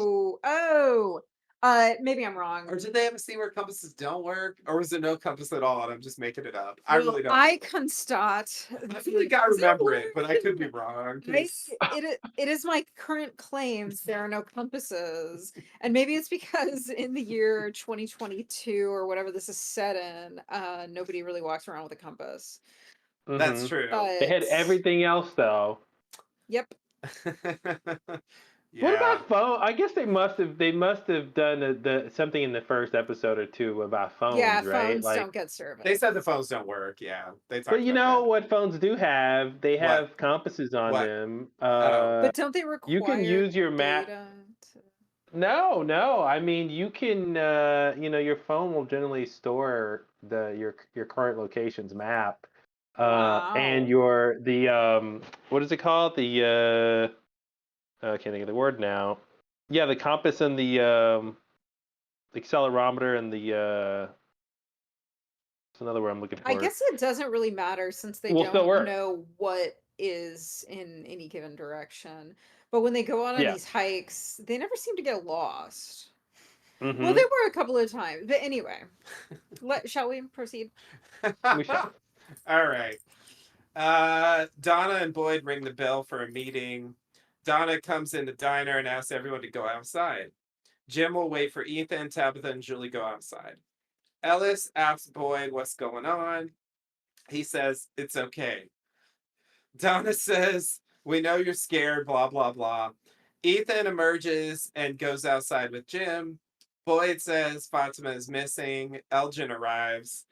Donna proposes searching. Boyd reveals that he knows that she is, quote, close by because something told them, and tries to rally the troops by talking about the talismans, framing it as a way for the place to break them, and offers them the chance to say, fuck you to the place and fight back. He says we, quote, proved it once before, and now he wants to prove it again.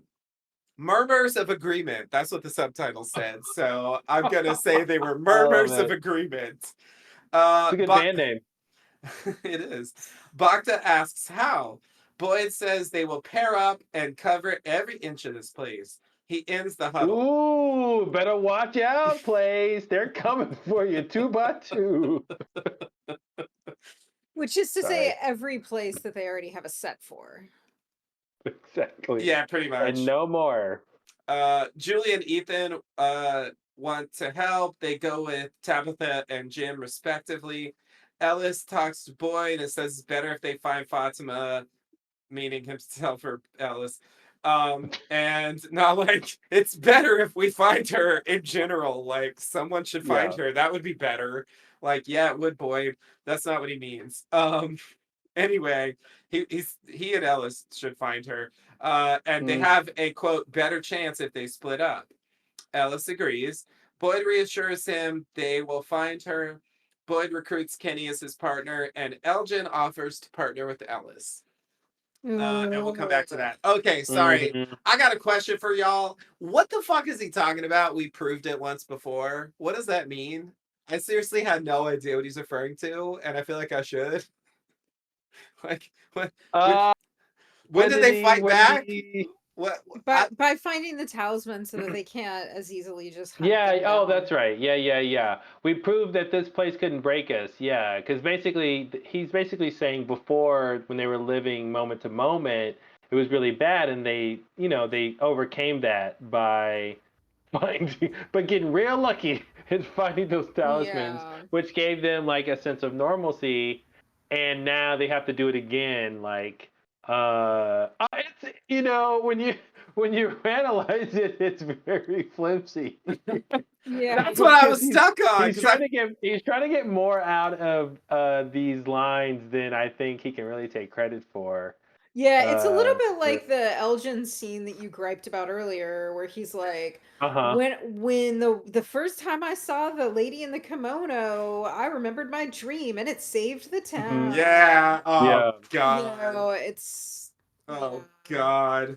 Yeah, that fucking Yeah, we're shit. taking our lives back was a bit South Park test too much. Yeah, it's just like, yeah, we proved it by me finding the talismans and we used them. Like that proved that we could fight back. Like, really? Like, okay. One obvious thing I was thinking from the perspective of just someone in some red shirt listening to this, just hearing, not knowing the other scenes, but just hearing what he said. Okay, so Boyd just came out of the diner and rounded up the whole town and said, Fatima's missing. Something told him that we're not going to find her in time, but she's close. And Boyd wants us to go search for her. Is this a setup for us to get killed?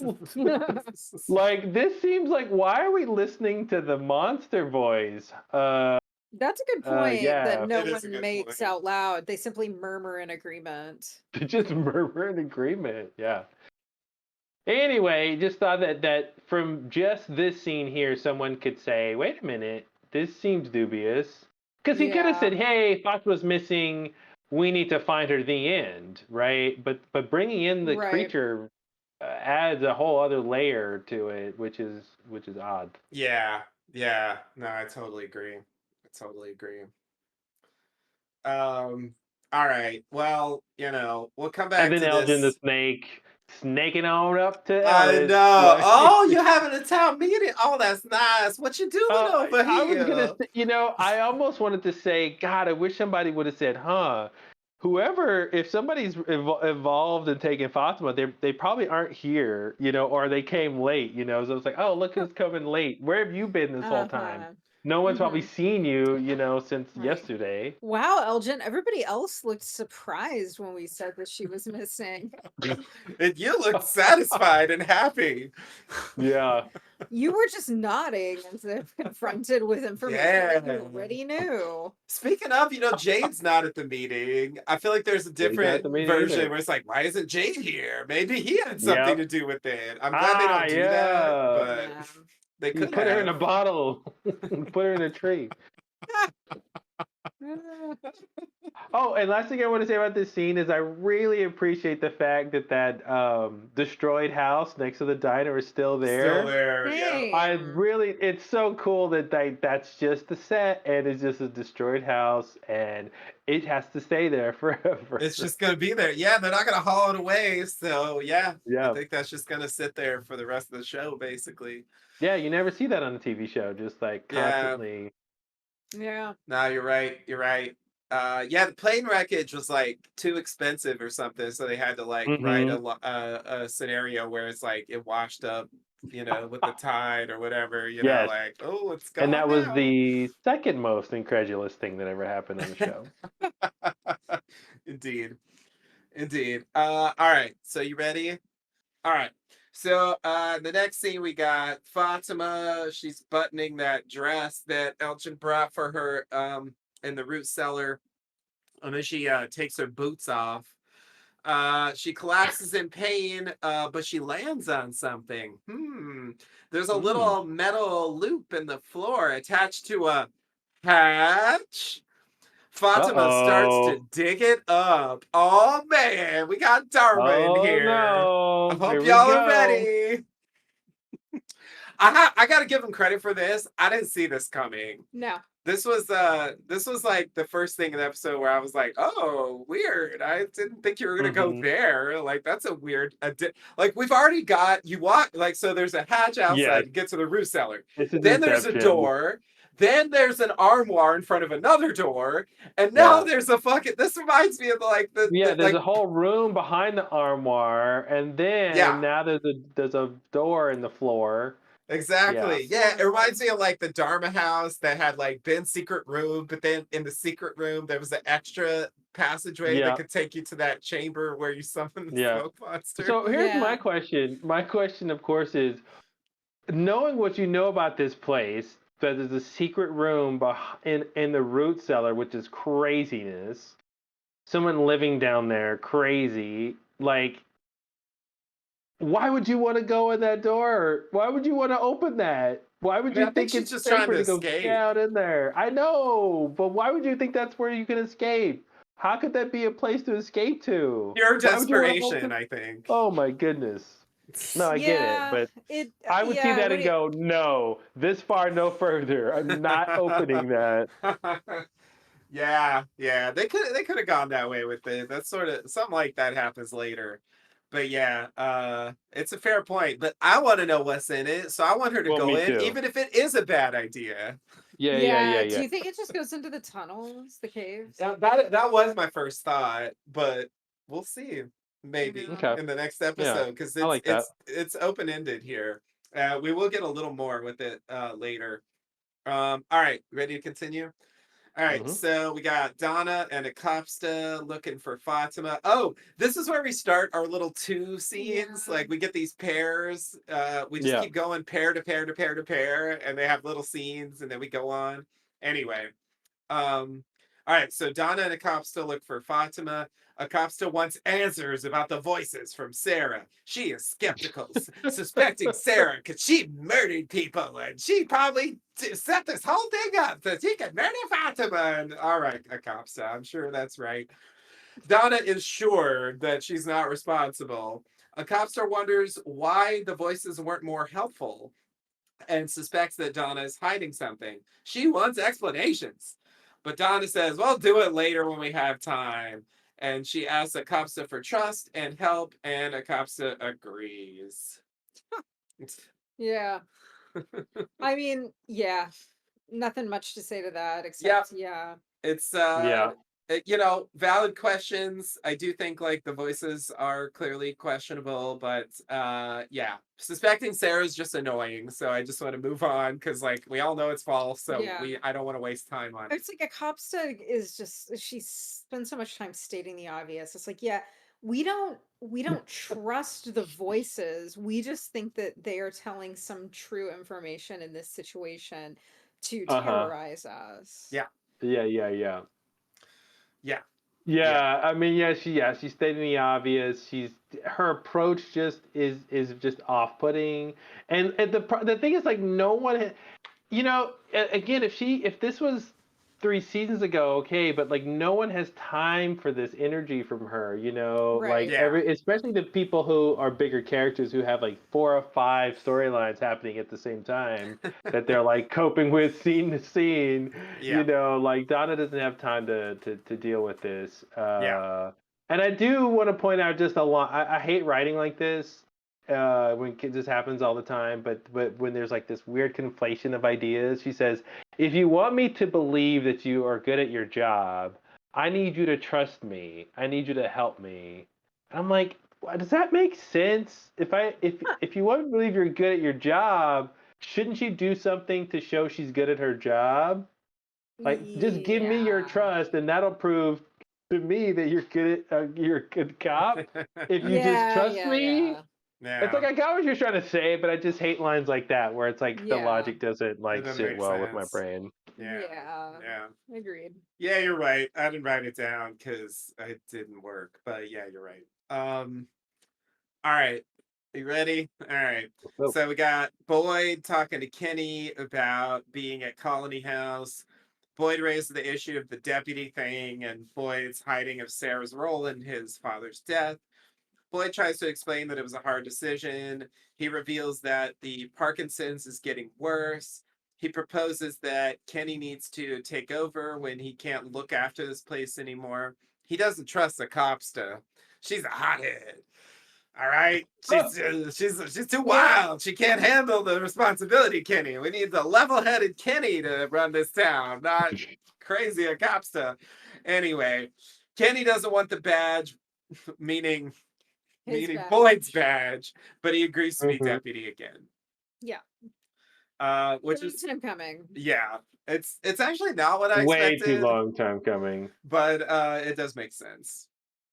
Okay. Next scene. Okay. So we have Jade hanging bottles on a tree next to a building. It's a building. Which one is it? Who knows? And maybe it doesn't matter. Anyway, on a lower part of the roof, he sees Christopher and Jasper. Jade asks for something new, and Jasper makes his rar sound. And this freaks out Jade. Henry arrives and asks what's going on. Henry references Miranda's tree, asking what it's for. Jade is impatient. Henry reveals that Fatima's missing. Jade skipped the Bell meeting. And Henry wants to talk about Victor. So we'll get a follow up on that a little later. So yeah, this is the big appearance of Christopher and Jasper, and like Mhm. yeah, it doesn't seem to have a point. So I don't know what to do with it at all. Yeah. I I almost don't think it means anything. Go ahead. Yeah, I was gonna say I almost feel like like they just had a twofer with that actor. You know, they Yeah. needed him for that other scene, Mm-hmm. the flashback scene, and they're like, ah, we got him on set today. Let's just shoot a thing here with Jade Walker. You know what I mean? It's like he's already here, Sure. so let's just have him be the Vision or whatever, do something. It's like Uh, on Deep Space Nine when like they have like Wei Yun in an episode and then they have Brunt in the next episode. yes, yep. It's like you're already here. You might as well like give us some of both. Yeah, right. Yeah. Anyway, all right. Yeah, we talked Oh, earlier about the bottle tree and Hmm. why he's yeah, doing this and yeah. The mystery of the bottle tree um remains. yeah, Yeah, and go ahead. I was just gonna say, just it also we were talking earlier about how Henry has a pretty unique reaction to this place. He's acclimated really fast, and this also shows that when Jade says, "Oh, I'm not talking to anybody," he goes and he just like unpacks what he really meant by that. Like, okay, you're talking to something that's not really there or a vision or whatever, and he Mm-hmm. understands that that's just a normal thing that's happening to people here. Yeah, Yeah. yeah, yeah. I will say that, there have been some vague insinuations about Jade being, I mean, or at least like the viewer can possibly be led to compare Jade to Christopher since he also had Hmm. visions. He also, was obsessed with the symbol and made this notebook and so on. you Yeah. know. And so I feel like maybe there's like maybe they're building to something there. That's the only hope I can hang on this, but the actual content here is virtually nothing. He knows who Christopher is, he knows who Jasper is. So what? They appeared. I mean, it's like, yeah, I don't know what to do with that. Mm-hmm. I think maybe you're right, Claude, that it was just like, well, we got this actor, let's like just do another vision scene because we haven't done one of those with Jade in a while. I feel like his last Mm-hmm. big vision, unless I'm forgetting, was the thing at the cabin area when he saw the guy with the thing through his Yeah. eye, you know? Which Uh clearly would seem to suggest nothing. and not yeah, it absolutely went nowhere and still hasn't. And Cabin Thumper is a mystery to this day. And even if that's even related to what Jade saw, it might not be. I have no idea. All right. Yeah. Are you ready? All right. So Victor arrives at the bottle faraway tree and oh my god, I'm getting angry already. Okay. Deep breath, deep breath. Here we go. Victor arrives at the bottle faraway tree and starts chopping. The deep ass voice boy in white arrives saying, "You can't do that. It's important." Victor asks, "Why won't you help us?" Boy in white says, "I tried with Christopher. I think you need to learn for yourselves. It's the only way you'll understand." Oh my god, I'm getting so mad. Okay. Fuck off, boy in white. Anyway, sorry, I wrote that in parentheses. Victor says that he's taller ghost boy in white now. Boy in white says everything's changing now. Like, okay, okay. Yeah, like TV production, that's something that's not Yeah. changing, which is to say, when you produce a show that runs over weeks, but it actually takes years, the characters age too much. That's the explanation. I feel like this is nonsense. But anyway, Victor asks if that's bad and asks how to help, saying the boy in white is supposed to be his friend. Boy in white says he is Victor's friend, reiterates, "Don't cut down that tree," and walks away. Victor yells for him to come back. Thanks, boy in white. What a great visit. Helpful as ever. Don't cut down that tree. That's literally the only thing he said of any note. Yeah. Yeah. It's like, Lots I to tried to pick help you apart here. once. Like, you tried with this one guy and you gave Uh-huh. up. It's like, that's what you were saying Well, earlier. It's I gotta annoying. say, if you haven't already realized this, to make it more angry, is he could Oh, have no. said, "I tried" with Tabitha, Yeah, he because could that's what I just have. did recently. Yeah, and that's another example that the whole lighthouse incident stuff, like Yeah. not coming up Yeah. Yeah. mysteriously, even Or though it's like they want us to or forget about it. it's like, or I'm trying right now. That's why I pushed Tabitha out of the lighthouse. I have a Yeah, plan and it's working. Your dad came back here to help you finish what you need to do. yeah. Like He could have nothing. We said get that like too. nothing. We get Nothing. nothing out of him. Nothing. Yeah. Nothing. Nothing. Oh my god. Yeah, the you I look different now. Like I don't have an issue with the production, things, but what I don't like actually is the fact that he says, Victor says you look different now. Okay, got it, fine, acknowledge the obvious.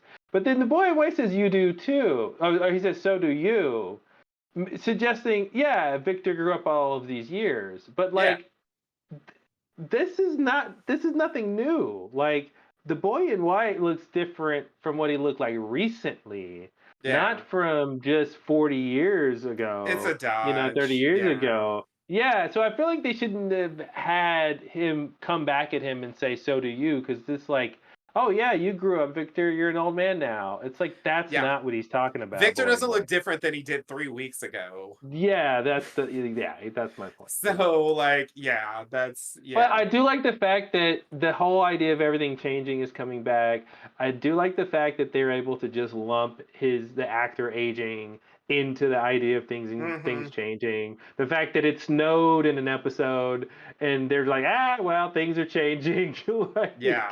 Like, clearly I think it just snowed because wherever they were filming it snowed and it's no big deal. Yeah. Um, and so I do, but I like the fact that it seems like they're leading to something important with things changing. So that's Sure. at least something good they're coming back to. That's some consistency. Yeah, yeah, yeah, yeah.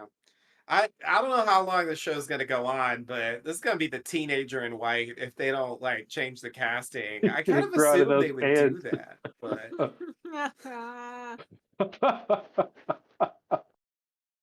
Yeah. but yeah, it's And I'll like just also say, he's also fixated on helping them. He isn't like the kimono lady who said, "Help me," right, right? So that's the yeah, thing too. Like again, like if he's a trapped spirit or something, he's not like, "I need you guys to help me get free," or he's like, "I'm trying to help you guys, but like also I tried one time a long time ago, it didn't work out." But also didn't Christopher, he told Christopher, but like, and Christopher didn't want to go, but the victor's mom went. Does that not yeah. count? Why I not guess keep telling not. other people? Does he Like, even know that that happened? I feel like he should, but I I feel like feel he like should. the bigger point is the one that you already made, which is that you just completely fail to acknowledge the Tabitha stuff. yeah. Yeah, It's yeah, ridiculous. Yeah, it's driving me crazy that we've gotten this far and yeah. like since This should Tabitha have been the came back. scene. This should have been the scene where Victor is mad at the boy in white. He says, "You're always showing up, and you claim you want to help us, but you've never helped us. You sent Tabitha to bring my dad back here, and now he sees that I'm a failure. Like they should have tied it back into that part of it at least. Yeah, And have been like, why did you do that? Why did you bring him here just to be stuck here? Whatever. At least, yeah, and he could do the thing like, Man in Black, and Boy White says, "I didn't bring your dad here." Like, if he wants to like disclaim responsibility, they could yeah, at least do that. But right. yeah, I wish some other stuff had happened in this scene, to say the Me least. too. I was so desperate for the boy in white to come back, and then he comes back and does this, and I'm like, you know what? I wish he didn't come back. Oh, why don't you go away, Boy White? You're not my friend Get out of anymore. here. I don't like you. Yeah, no, seriously, I'm mad. Yeah, what are you I'm gonna do? mad. What I are you was gonna already do? mad at Boy in White, but like this made it worse. Yeah. It's just like, don't give me your I just bullshit realized I just rationalizations. realized the boy in white is your Eugene. He is. He And you're is. holding on to hope, and if he disappoints you, you're gonna be done with this show. You know, I wouldn't go that far yet, but I would say that's not out of the realm of possibility, depending on what actually happens. Yeah. I think there's still room to save it at this point. It hasn't passed the point of no return, but yeah, could that day come? It absolutely could, Hmm. 100%. All right, well, ready to move on from this scene. We've Do still it. got a lot of All scenes. right, well, in the next scene, Elgin tells a story about a friend. He's with Ellis, by the way, about a friend that went missing and was found when he was a kid. Ellis wonders how that will help in this situation, and and reveals that he lost his mom there. Elgin didn't know. Ellis doesn't want to go through that again. I guess he's still on that maybe Fatima's just like lost her mind thing. It's like he doesn't Hmm. he's not privy to the new information, which Elgin could just tell him, but of course he won't. All right. So Mm-hmm. are you ready for the next Oh yeah. scene? All Yeah. right. Jim and Ethan arrive at the RV. They enter. Fatima's not there. What? They talk about old times. Jim blames himself for what happened with the accident and Ethan's injury. Ethan says it wasn't his fault. Jim says, why not? I hate Um, this scene. Jim turns it Jim turns it around on Ethan, blaming himself for Julie. Jim says they are doing their best and the place wants them scared, but they should keep on trying. And they hug it out. And then Thomas comes on the radio. Ethan wants to Yeah. go because it's not Thomas. They leave. Thomas says, "Where you going, Dad?" Yeah. Okay, this is an example I was going to bring up earlier where like they clearly are monitoring Yeah, yeah. this by having Thomas cut Yeah. in on the radio here. Yeah. Like there's no one listening, obviously, that we see, you Yeah. know? So it's like, how else do they know to do it at this, So anyway, This is what I had in mind. It's funny how they just like ignore it. They're just like, It's why is it even happening if this is their reaction to it? Like yeah, even Ethan's like, whatever. Like yeah, he good job. Like it's not even working on the kid. So I'm like, yeah, what's the point? I thought we were done with that when he took the phone off the shelf and yeah, said that's not Thomas. Like and told yeah. and actually shared it. And so basically everybody knew it was happening. It wasn't really a secret anymore. I thought Yep. they were done. Me too. Yeah, Me it's too. like But I was wrong. Ethan is accidentally succeeding at what Boyd was, telling them all to do, which is like, don't let this place get to you, or Yeah, don't yeah. don't let them win. It's like Ethan's one of the more mature characters at this point. Mm-hmm. But yeah, I found this like Jim's face. Like Jim is on a redemption arc in this episode, but his face in that scene was so irritating. Redemption, please. Yes, redemption. TM. Yeah, no, he's trying to, he's like No, I understand the meaning of the scene. Yeah. I just find it annoying. It's fair, but I find this less annoying than when Jim was being actively annoying. Certainly. So I'm gonna give him credit for that, Okay. even though I see what you mean. Okay. Yeah. All right. Ready to All right, let's go to our next couple. Hey, we got like barely any scenes left. All right, here we go. Oh. Tabitha and Julie arrive at Victor's truck. Fatima's not there. Julie is worried about the future. Tabitha says, "Whoa, we'll find Fatima." Julie reveals that she doesn't think she was dreaming. She says, "It was almost like I went somewhere." Oh boy, I'm about to get mad again. 1 second. Here's what she said. Ready for it, y'all? This is the description. Remember what we saw last episode? Here's what it was. 1 second, I'm in this weird chamber and the trans people are there screaming. And then there was this guy chained to a wall. And then I'm in these tunnels and I heard you talking to Victor. I tried to find you, but your voice kept getting farther away. And then I heard those children saying Ankui. She kept thinking, what if I never make it back? No one ever finds me, etc., etc. Tabitha says, you'll never be alone here. And they hug it out. Then Tabitha sees an Ankui kid watching, and she waves for them to follow. The Ankui kid waves for them to follow. Tabitha takes Julie, and they follow. Yeah, so I got really bothered by this characterization of what happened. Like Julie doesn't mention so much of what she experienced. Like there was a guy chained to a wall. Is that all that happened, Julie? Really?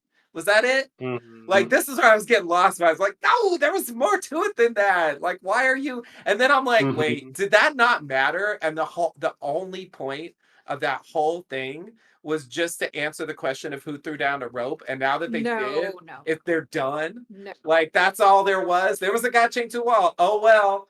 Anyway, like it's like I was like, God damn it, why won't anybody say anything interesting about the stuff they go through? Like they take it to the most boring place possible every time. Yeah. God. I mean I agree with the fact they take it to the most boring place every time, because even in here, like I don't mind that. Well, let's see. I do mind it, but I understand that they truncated like the sort of the series of events into kind of these like bullet points. But the thing I take issue with is when it ended up just being about her own personal feeling of being alone. Yeah.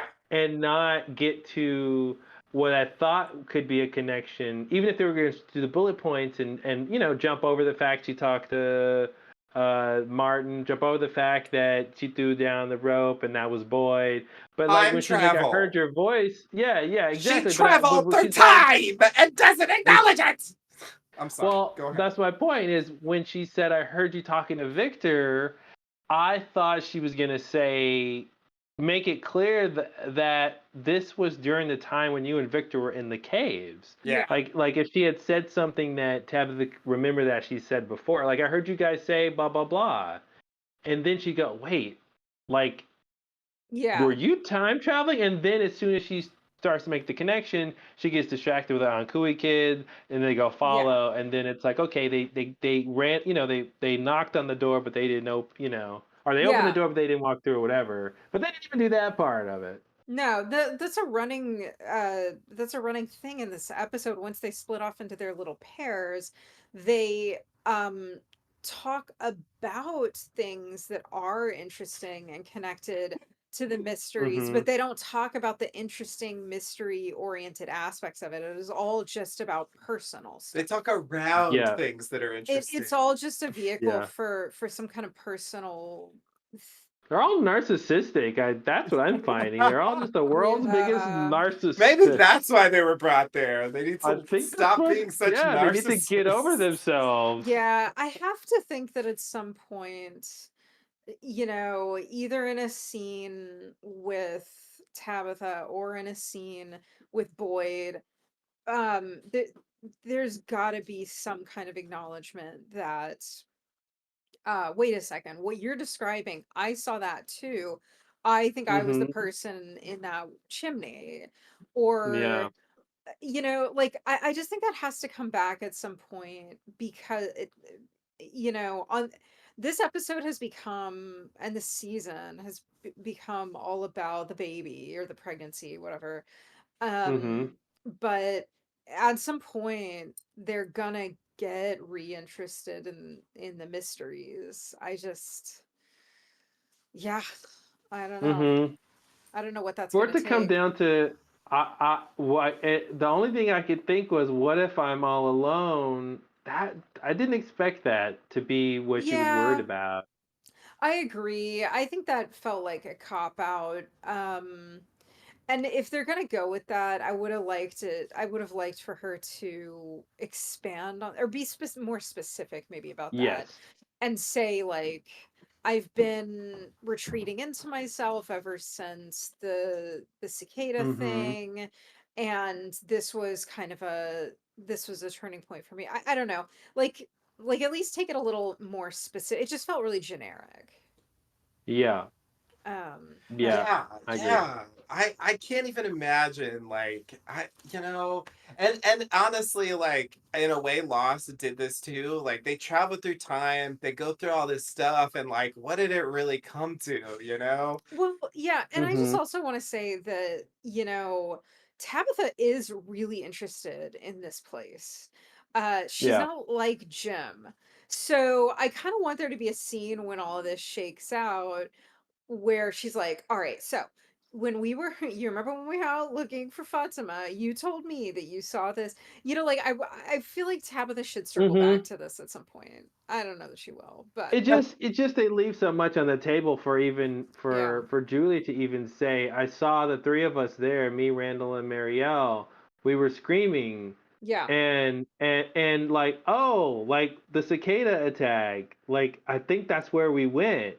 Like yeah, that'd be huge, you know. Yeah. yeah, Like I had the same feeling when I was in this ruins place that I did when the cicadas attacked. Like I think I yeah. went back there or something.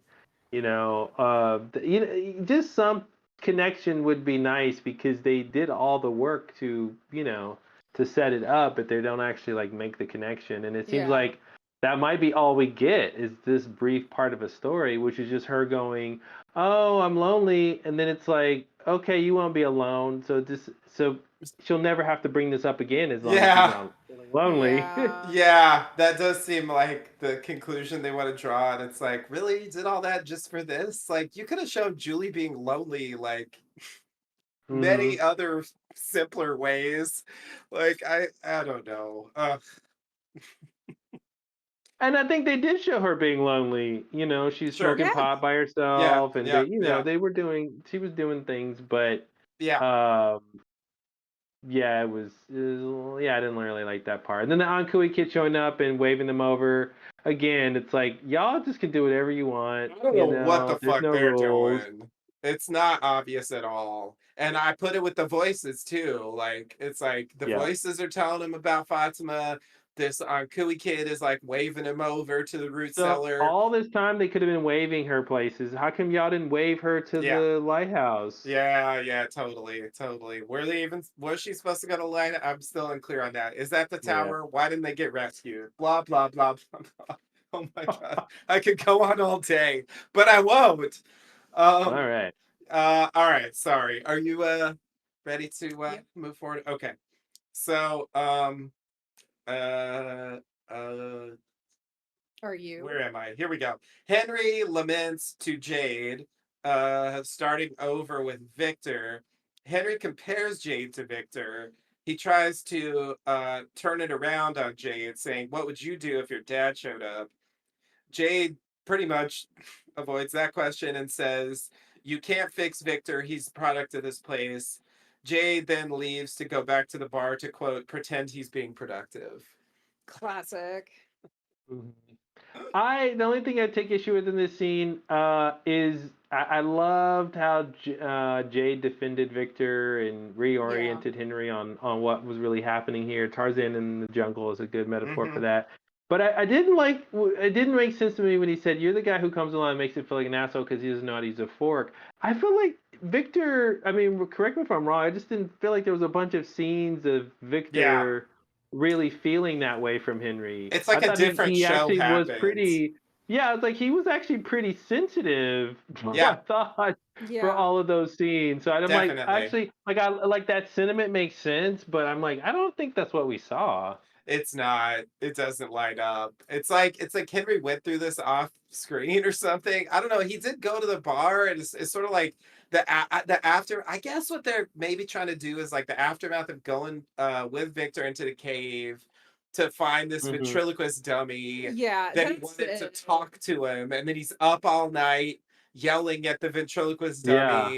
Yeah. I feel like that's like where he took a turn and was like, "Oh man, Victor's really lost it." And yeah, like I think that's what they're trying to do, but Yeah. I agree yeah. that like there isn't a scene where he was like unfairly judgmental of Victor, like certainly not to Hmm. his He's face. kind Or of telling Victor what judgmental. he can do or can't do. Like, hey, Victor, no, I'm your dad. You need to do this or that, or Yeah, this isn't safe. So, I mean, he went with him in the caves way, yeah, past any normal That's true. boundary. That's definitely. true. I do feel like he is judgmental about about Jasper. But I don't think Yeah. that it makes Victor feel judged. It Well, Yeah, I gotcha. Yeah. maybe, but yeah, I don't know. it Also, he was right about that. Jasper had nothing to say. Well, He yeah, was right about that. But yeah, it doesn't seem like Victor's I mean Victor's conflict in this episode has nothing to do with Henry. right. And I think that's what it felt like this scene was trying to make us think like, oh, Henry's out here moping about Victor being upset. But that's not why Victor's upset. Right. So, Yeah. Right. Yeah.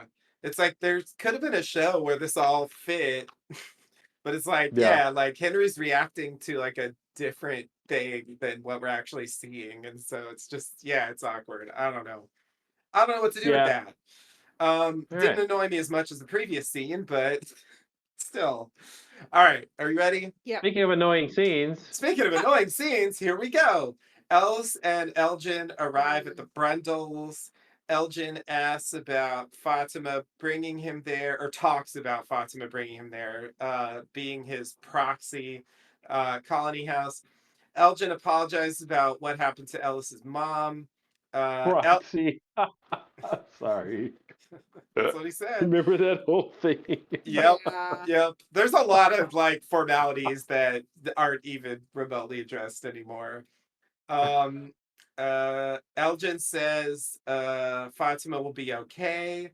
Um, Elgin says stop. He says he has to tell Ellis something. Oh, good. Finally, he's gonna tell him that I got Fatima locked in the root cellar, right? Nope. Yeah. Nope, of course not.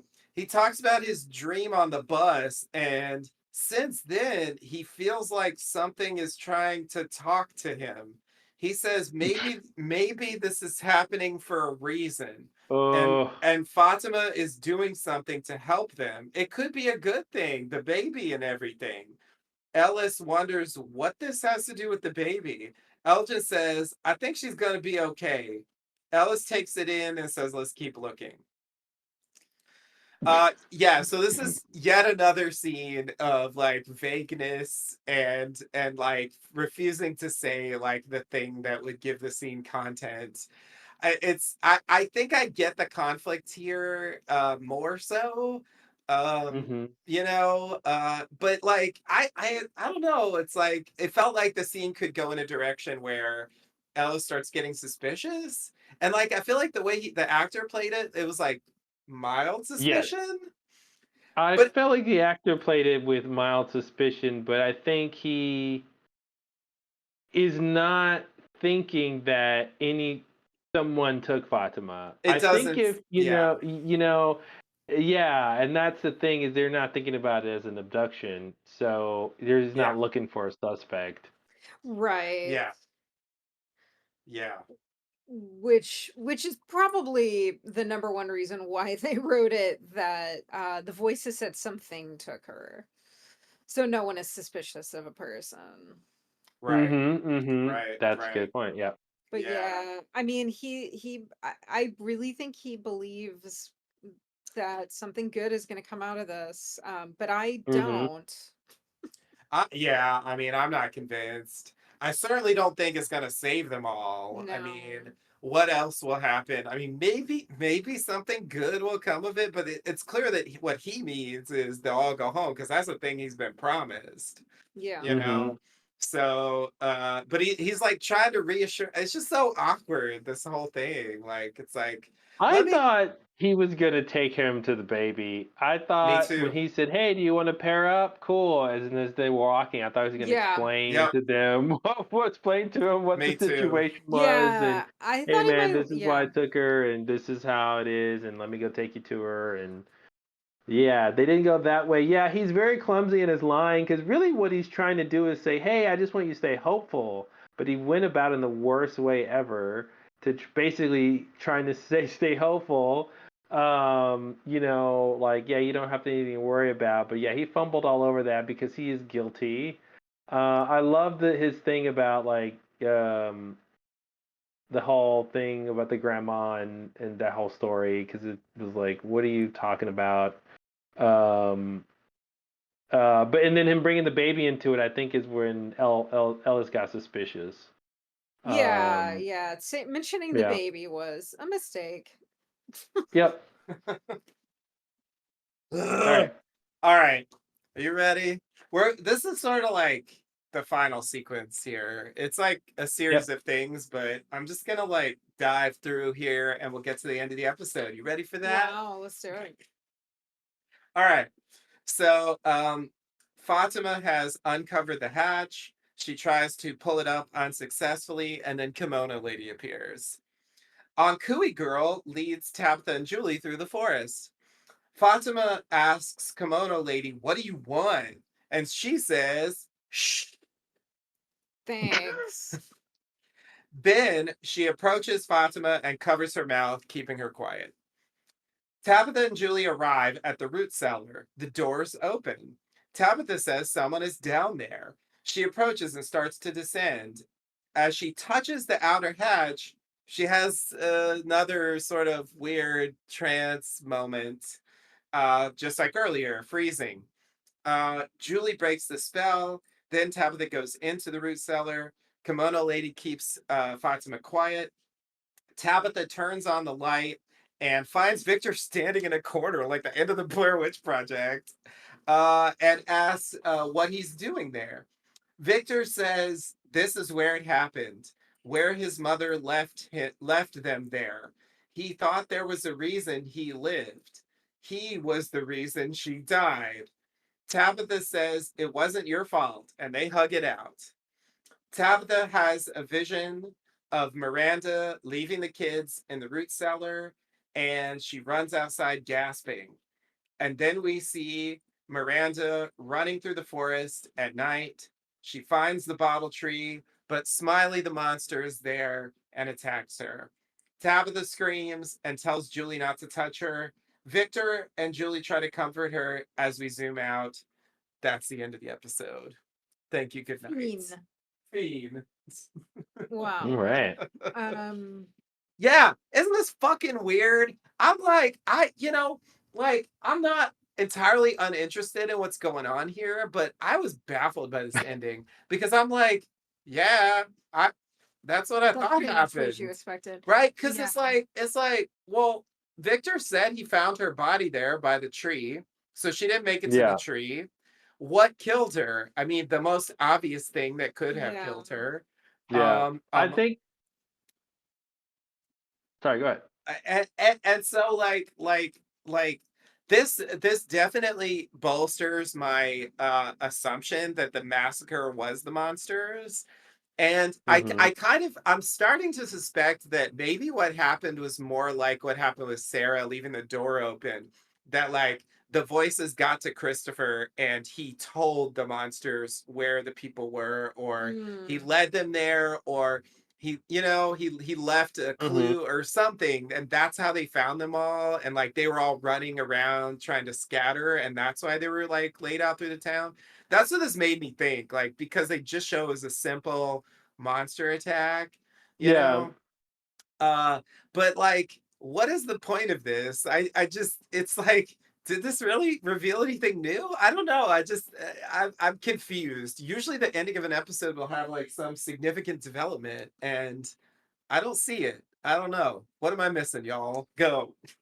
Yeah, I mean, I was disappointed by this because I was holding out hope that we were going to find out that Miranda had made it into the faraway tree, Mm-hmm. had done something of interest, and then somehow Mm-hmm. still ended up back at the location of the faraway tree killed. um Mm. because that could happen. The Yeah. faraway trees can, I mean, they're unpredictable. um so I was disappointed in that sense, because it was like, oh, so you mean like the most boring thing possible happened to her, like she simply failed to Mm-hmm. make it Mm-hmm. into the tree. So that was really disappointing to me. It also seemed a little ridiculous that she wouldn't have been able to like time it so that she made it there before sundown. I She just, stopped. Well, yeah. yeah, like, And why the urgency? If the kids didn't need to be saved last night, yeah, why can't you wait till tomorrow to morning exactly. to do Get an it? early What was the? start. I think Yeah. I think that's what's a little strange from this, that because they keep going back to that scene of her leaving, and it's like, now that we can keep analyzing it, it's like, and we know that she left because of what Victor told her. It's like, what was the urgency though? Yeah. Like, why did she have to leave that second? Yeah. What I took from this ending, that the thing that I think that they're trying to say ta-da to, is this idea that Tabitha is seeing the memories of the Yes. previously like chosen people. Yes. So I she's agree. getting, yeah, so she's tapping to the memories of the person who was chosen before her, and that's what she talked about with Henry in that scene in the basement at Henry's house. Yes. If I, yeah, let me think, I have it here somewhere. Yes. So if this is her like really um like living into this not prophecy is not the right word, but this parallel with Yeah. Miranda. So Miranda was seeing, visions from Mm-hmm. the island, and then now, so now, yeah, I mean, I think it's the what's interesting about it is the potential that we're going to see more Tabitha flashes. Mm-hmm. Yeah. So the scene that Henry is his episode 2, season 3, and he's talking about Miranda, and he says she said that of all the people who would find their way to this place, she was the one who had been chosen to free the children, but she wasn't the first. Others were chosen before her. She could see each and every one. All of them had failed. Yeah. So not that is the line that I think we're seeing the proof of here, is like Miranda also had visions of the previous chosen people dying or something, or failing to. Hmm. Okay. So That maybe then makes Yeah, sense. Tabitha will see scenes of other failed. possibly. Yeah, Hmm. yeah, exactly. And maybe that'll help them figure out what they need to do to Yeah. succeed. Yeah. Um, But none of them had, he goes on to say none of them had ever set the children free, and none of them had ever gone home. Yeah. And he says, now that you've seen the children, they've called to you, so I guess you've been chosen now. So this is all just for what those lines say. We're seeing the proof of that. But I did wish, I thought it was going to be a sort of reveal that actually she did make it through the tree, and that what Victor thought he saw wasn't really his mom. It was the monsters tricked him and put the mom's dress on another victim that was mutilated. He couldn't tell, whatever. And then last thing I'll say about this ending scene is that when Smiley ran and Miranda, it proved that they can run and they choose to walk. Oh, you're right. You're right. That's actually a good point. I didn't even think about that, but yeah, that did happen. So, Yeah. I mean, it makes sense. Why wouldn't they be able to run? Yeah. Why wouldn't they? They have legs. It's like They do. But you know what that suggests is that he was particularly motivated to stop her from getting into the tree. Yeah. Not just to kill her for the reasons why they normally kill people. Yeah. That's true. That's a really interesting point. Yeah. Yeah, there might be something there. I forgot that Miranda had visions of the others. That does sort of make it fit. But I feel like it would have been more interesting if Tabitha had visions of some of the others also, besides Miranda, the one we already know about. Then it would have made the point. It makes sense if she was the last one, you get the visions of the one before you, but maybe the next vision you have will be the one before that. Yeah. Maybe it'll happen in the next episode, and then I'll shut up about it. But I guess but okay, going back to the Ankui kid leading her here. Yeah. Well, why? Was it to find Fatima, or was it to have this flashback experience? God, or both. I don't know. Why is the party at the root cellar? Everybody's here. It is crazy how many people are there, and yet none of them has a clue. For completely different reasons. Yep. Yeah, Victor doing the Blair Witch thing was crazy. Yep. I didn't think that was him. The way they shot I that, know. he didn't turn around for a while. Fuck. I thought oh God, that's not him. Yeah, I did too. It's a creepy shot. I mean, it works. Yeah. It makes sense that they would reuse it, but it's like, what do you do? Like, what's your deal? This is where it happened, right here in this corner. Yeah, exactly. Yeah, and it really it's got to be a reference to Elgin's line, "Is this really where it happens?" Like the lines are just so similar. No? He can't be talking about, is this really where Miranda left Victor when he was a child? No, I don't think that, but just that like the lines are almost identical. Yeah. There's what's the there. significance of this place? Mm-hmm. And does that have to do with what's under the trapdoor? Okay. It might be more of a a thematic clue. Yeah, I was thinking it was thematic rather than like a specific connection. Yeah. I mean, the place clearly has some significance at various points, but many places do. So I'm not really sure what's special about this place yet. But I will say that it is a kind of stone built building, which is similar to the ruins. So That's it true. could have significance in terms of being from the same era. Yeah, that's true. There was definitely a Bronze Age trapdoor. Archaeologist. Yeah, they hadn't really formulated any metal alloys yet, so definitely bronze. I think is right. That's my metallurgical analysis tells me that that's Bronze Age. Totally. She needs one of those bronze crowbars to open that. That's what I was thinking. No tools in there. Like that's what you need to open that thing.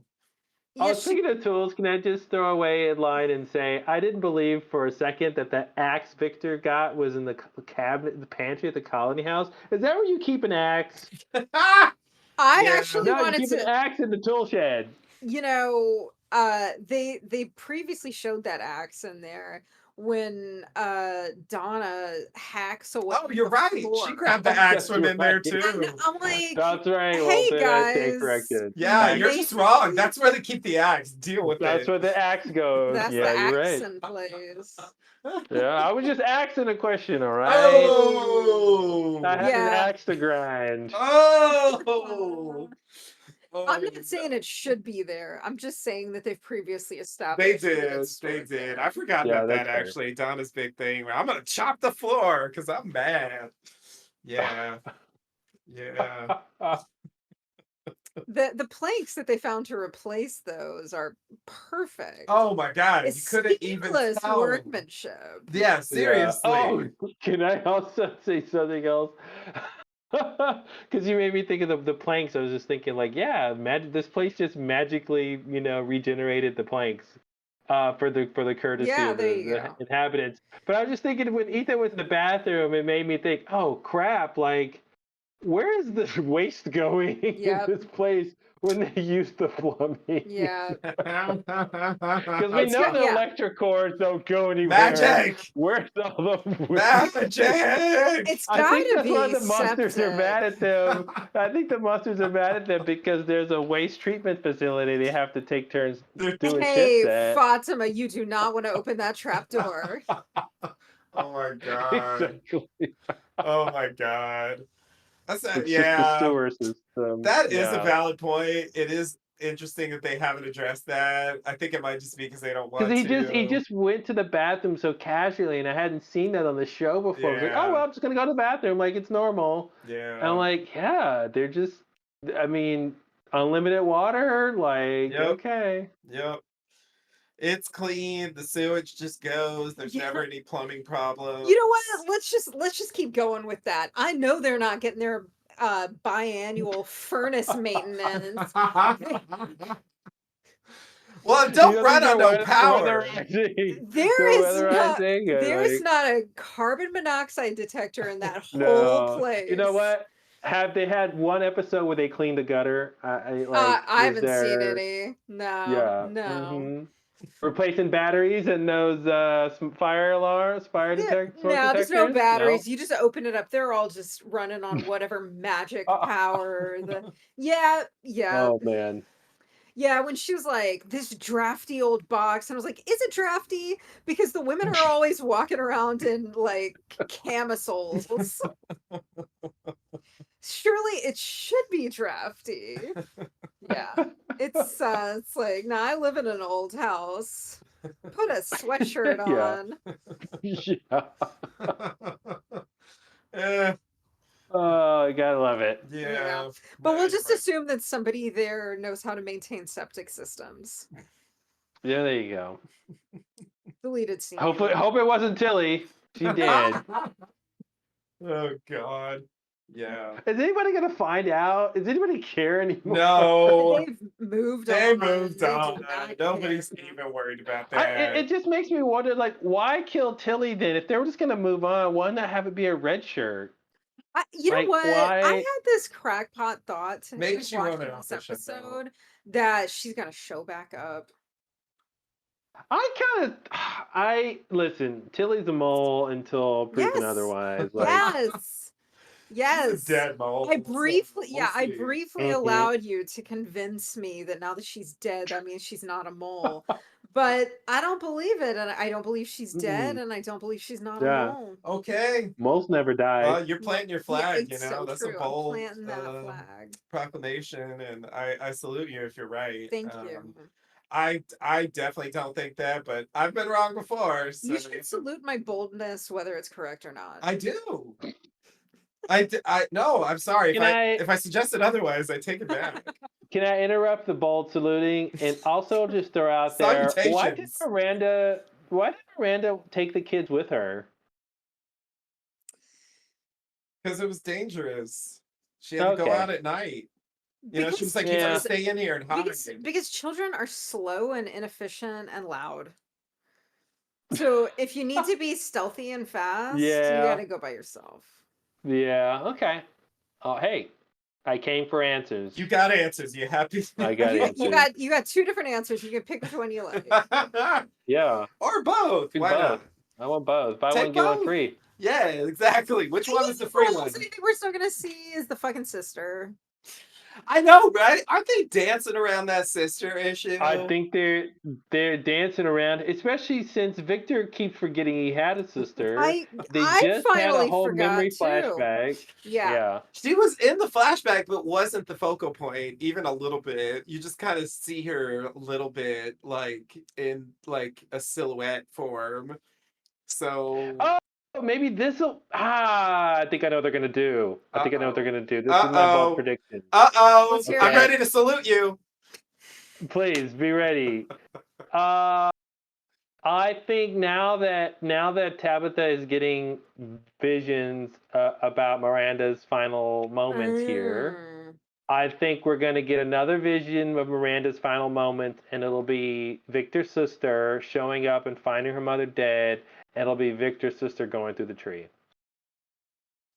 Okay. I hope so. Okay. I salute you, and I hope that you're correct. Yeah. I salute you And as that, well. and then you know, Tabitha will be able to say, "I know what happened to your sister. She went through the tree," and then that'll be I think like, he's gonna be like, the "What end. sister? Oh, right."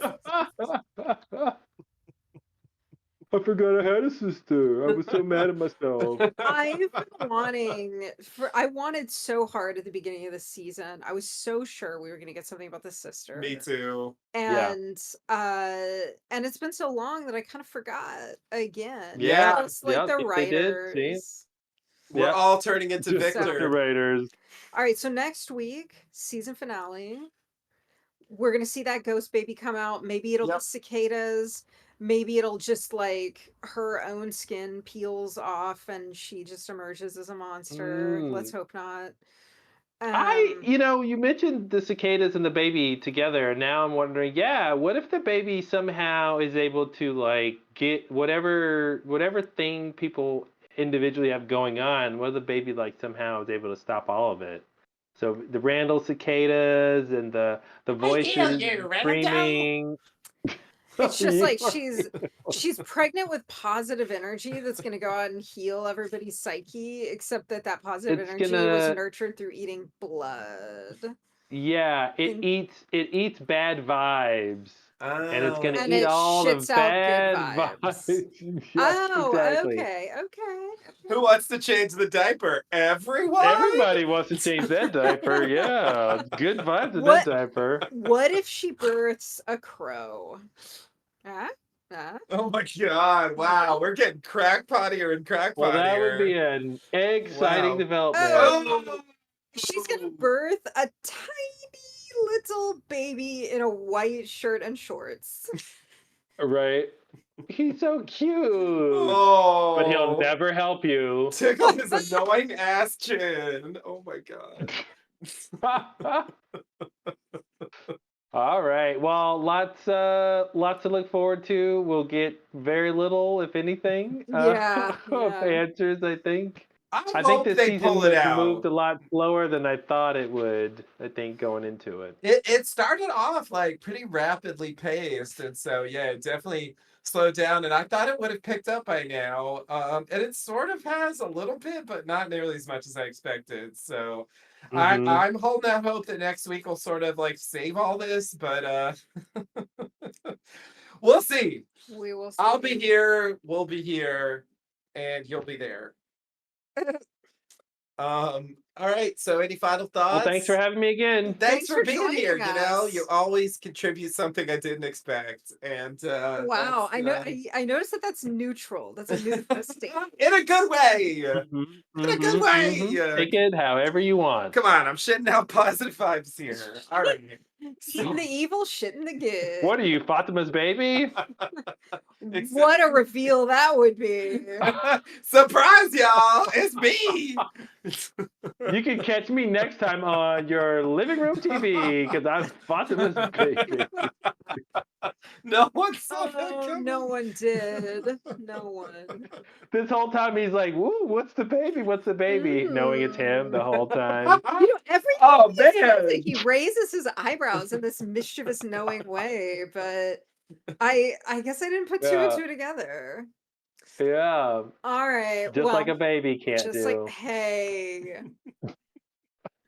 Look at that. All right, well, we've got another week to speculate what we might, and then all will be revealed. All answers. Sure. So I guess All of we'll them. Bet on it. see you next time. Oh. We'll see. Sorry. Just a little cicadas. Sorry. Cicada Just show. a little problem. Yeah, so thank you for joining us, Claude. We'll see you next time, hopefully. And thanks for being here, me, as always. Anytime. And until next time. Buzz, Buzz, buzz, buzz.